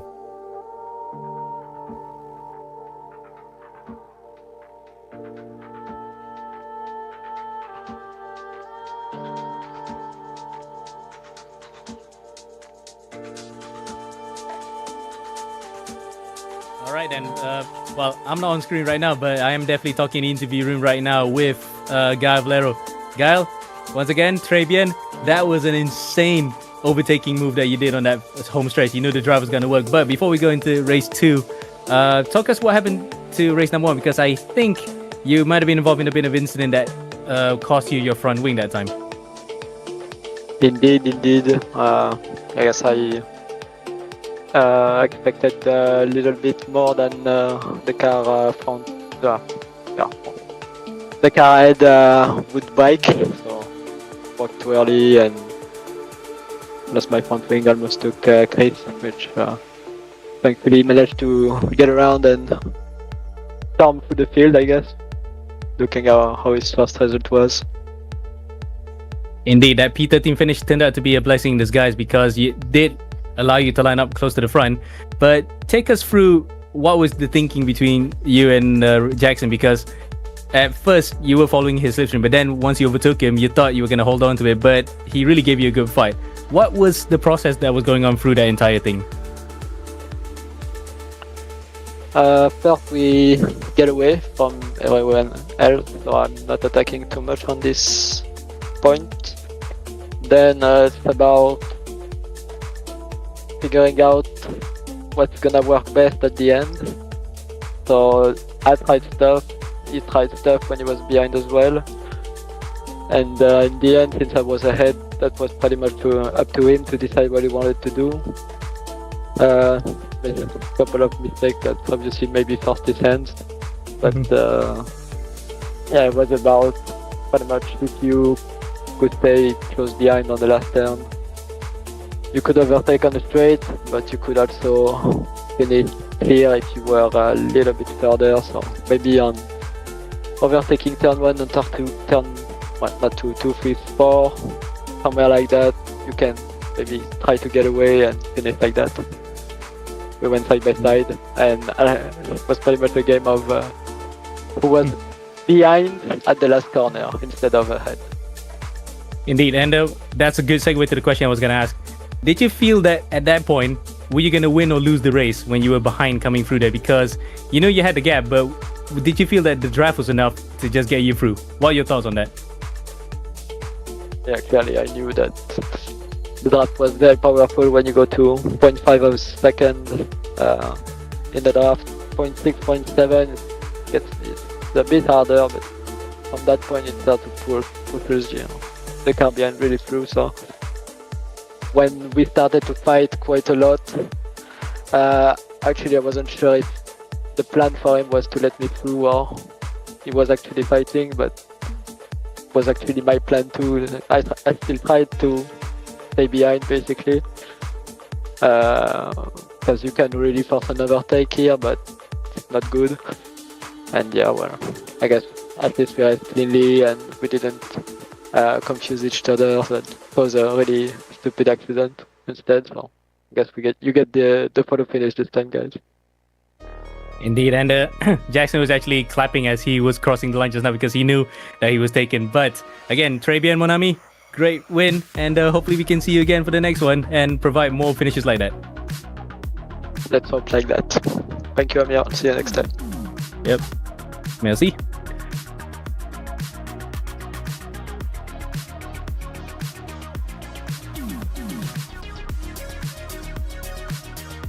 So that was Gal really having a lot of confidence with the fighting between himself and Jackson to really just provide us with one of the best finishes ever, I think, so far in AMX history. But from one guy to another who was probably just there or thereabouts, but not close to the win just yet. But we will love to hear from him as well, especially given the fact that other developments happening in the real world will be really is gonna G up for him. So, Harad Sardeni, welcome to the AMX interview room for the first time. Congratulations on finishing in the top 5 in the second race despite top 8 in the first. Take us through your first race. How was it for you? Because you kind of survived the mayhem, did you? Yeah, I let past the big drivers like 8K and 9K because it was a very, very difficult stretch of field, and it was very, very difficult to stay in the slipstream for me because these drivers are so fast. And when I have to push, I push it, but not at the others. But yeah, the top 5, it was difficult, and I think it was like 2,000 of a second of the 4th place. And yeah, I'm so comfortable with that race. Indeed, and we'd like to get your words on how your second race went, because that was definitely better. But you reckon you had the pace to get onto the podium, or is again that top 5 position really competitive that this is the best you could get today? Yeah, I think it's the best today because I didn't train anything to this race. I only like 30 minutes early of the race, and it was very, very competitive. And the second one was P5, and the first one I don't know what could be because I had damage on the end, but yeah, it was good. Indeed. And well, since the Euros are happening right now, I bet you're cheering on for Spain as well, because Are you actually watching the Euros by any chance? Yeah, I'm watching in sometimes in this football match, but I can't see at all. Okay. Well, I think we'll just cut this one short because we want to let you get back into it because it's almost going to end now. But gracias and felicidades as well for the top 5. Thank you so much. Thank you. Bye.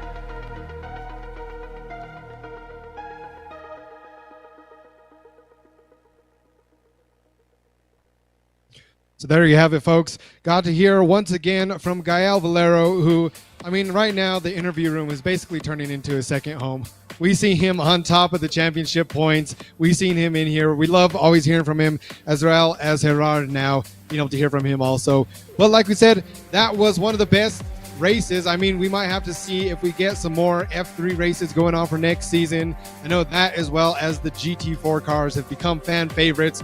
And speaking of GT4 cars, make sure to tune in next weekend where we will be back getting these drivers back in some lower horsepower cars. And we've seen all season long, when we put these drivers in lower horsepower cars, the racing gets that much closer. So make sure to tune in next weekend as well. But for now, we're going to be closing it out and heading out of here. Once again, I am Kevin alongside Amir for AMX Sim Racing World Championship. Oh, sorry about that. I almost closed out with the results. So before we close out, we do have the results coming in here. So we'll have to see. Like we said, it was very, very great battles. But the overall winner today, coming on top, Victor Miranda, Chris Lollam in second, and Gael Valero sitting in third place. So that shows right there from Victor Miranda, the consistency will lead you to that overall victory. Ralph Benitez sitting in fourth, Jackson SNJ coming in fifth, Pedro Mora in sixth, Peter Zuba in seventh, Gaston Kulavi eighth place, Gerardo Sardeni Saiz in ninth, and also Bruno De Carmo right there. So we have a tie for ninth place right there. But once again, amazing races. But that will do it for us for race 28. It's been an amazing season. If you want to get signed up, head over to amxrace.com, and hopefully we'll see you out there on track next weekend.